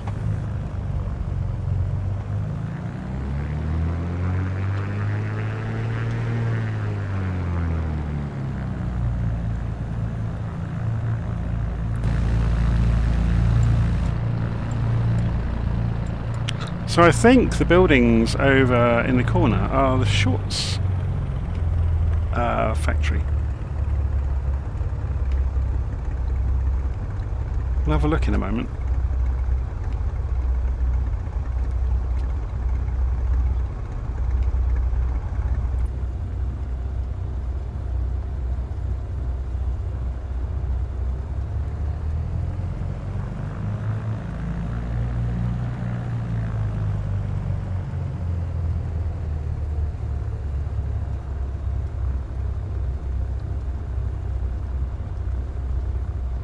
Yeah, you can see the logo on the end of the shed over there.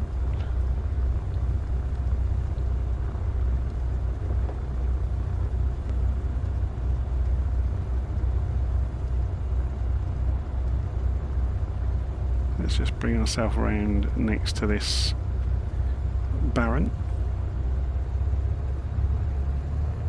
Is it a barren? Similar.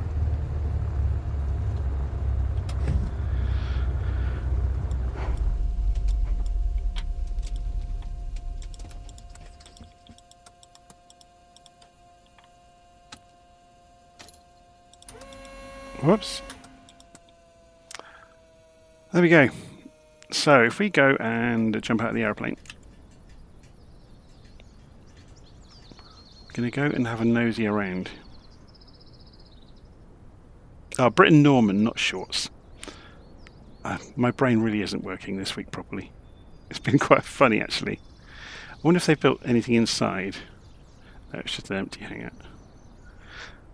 So you know the little Britain Norman airplanes that is it? Now I'm going to get the name of the developer wrong. Is it Black Box? Yes. And there's the other building there. It's a shame they haven't got any parked around to show what they make here.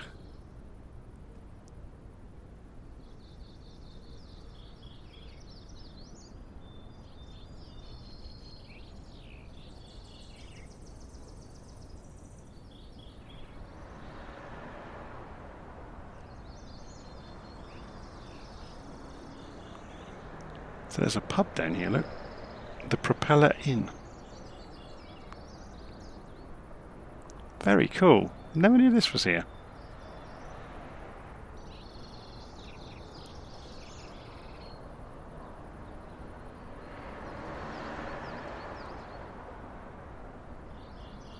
And a hangar. And a lawnmower. And a roller.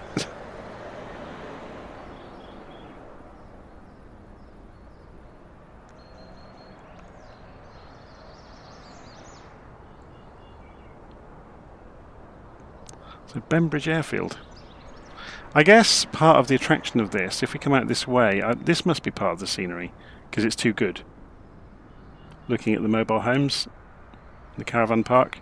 They've obviously done this because it's on the approach path, as well as the cliffs. I wonder if they've put some custom data into the photogrammetry as well.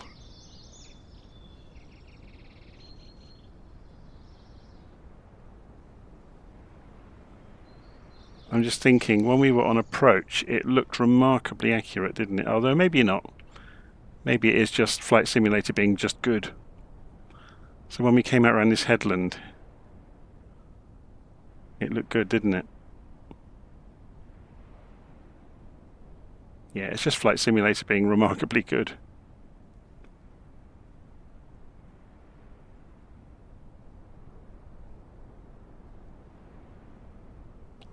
So there you go, that was Bembridge, and that's where I'm going to call it for this evening. So on our next trip, I'm not sure when it'll be, in a couple of days' time maybe. I'm out tomorrow evening, so it won't be tomorrow. We'll continue on from Bembridge. This was us down here, wasn't it?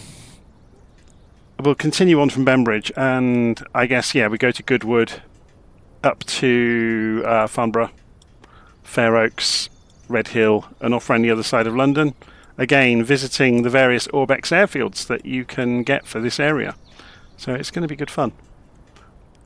We might include Shoreham as well. It is one of them. I just haven't included it for some reason in my flight plan, so maybe we'll add Shoreham. Yeah, so hopefully you've enjoyed that this evening. And I'll see you all again very soon. That was good fun. And good fun to fly the Cessna 185 Skywagon as well. Not seen it really until, obviously it only came out a few days ago. So this is my second flight in it. I'll see you all again soon. Thank you ever so much for watching. And thanks for all of the interest you show in my videos. It is very much appreciated. So please do click the like icons and subscribe if you haven't subscribed in the past. And if you haven't done so, or if you didn't know about this, I've got a blog on the internet. So if I go to johnbeckett.substack.com, you can find the blog, and you will see a link that I don't see to subscribe by email, and it's free to subscribe. There is an option to help me out and pay a couple of pounds a month into the kitty to help me buy new aeroplanes to try out, because quite often I am the fool guy that goes and buys the planes that maybe aren't as good as they should be, and that's funded basically by the community. So yes, the blog is free to subscribe to every time I record any kind of video or put any kind of content out, and I've started doing extra content. I can show you some of those. So for example, there's a post here about the Boeing 707 that goes into huge detail about its history and development, things like that, and those are behind the paywall on the blog, so that you get some nice things. If you do want to pay for the blog, then you kind of get these magazine articles now and again. So for example, here's another one, look, all about everything you might ever want to know about airspaces, and I wrote it all up, and it goes on for pages and pages. But yeah, there's all sorts of things in here. There's another one recently, look, I did a post with all of the changes in Sim Update 1, so that goes on and on and on and on and on. But everything I've ever done in the sim is in the blog, so you can see it goes on. You can search it as well. So that's at johnbeckett.substack.com. If you're terrible at remembering URLs, you can also go to johnbeckett.online, which is just a homepage that takes you to the different things I do. So there's the blog, the YouTube channel, the Ko-fi shop where I make all the procedures available, and the Facebook page. I also post everything I do on YouTube into Facebook, because I know there's people that like Facebook. So there we go. All right. I'm going to leave it there. Hopefully you've enjoyed that today, and I will see you again soon. Take care.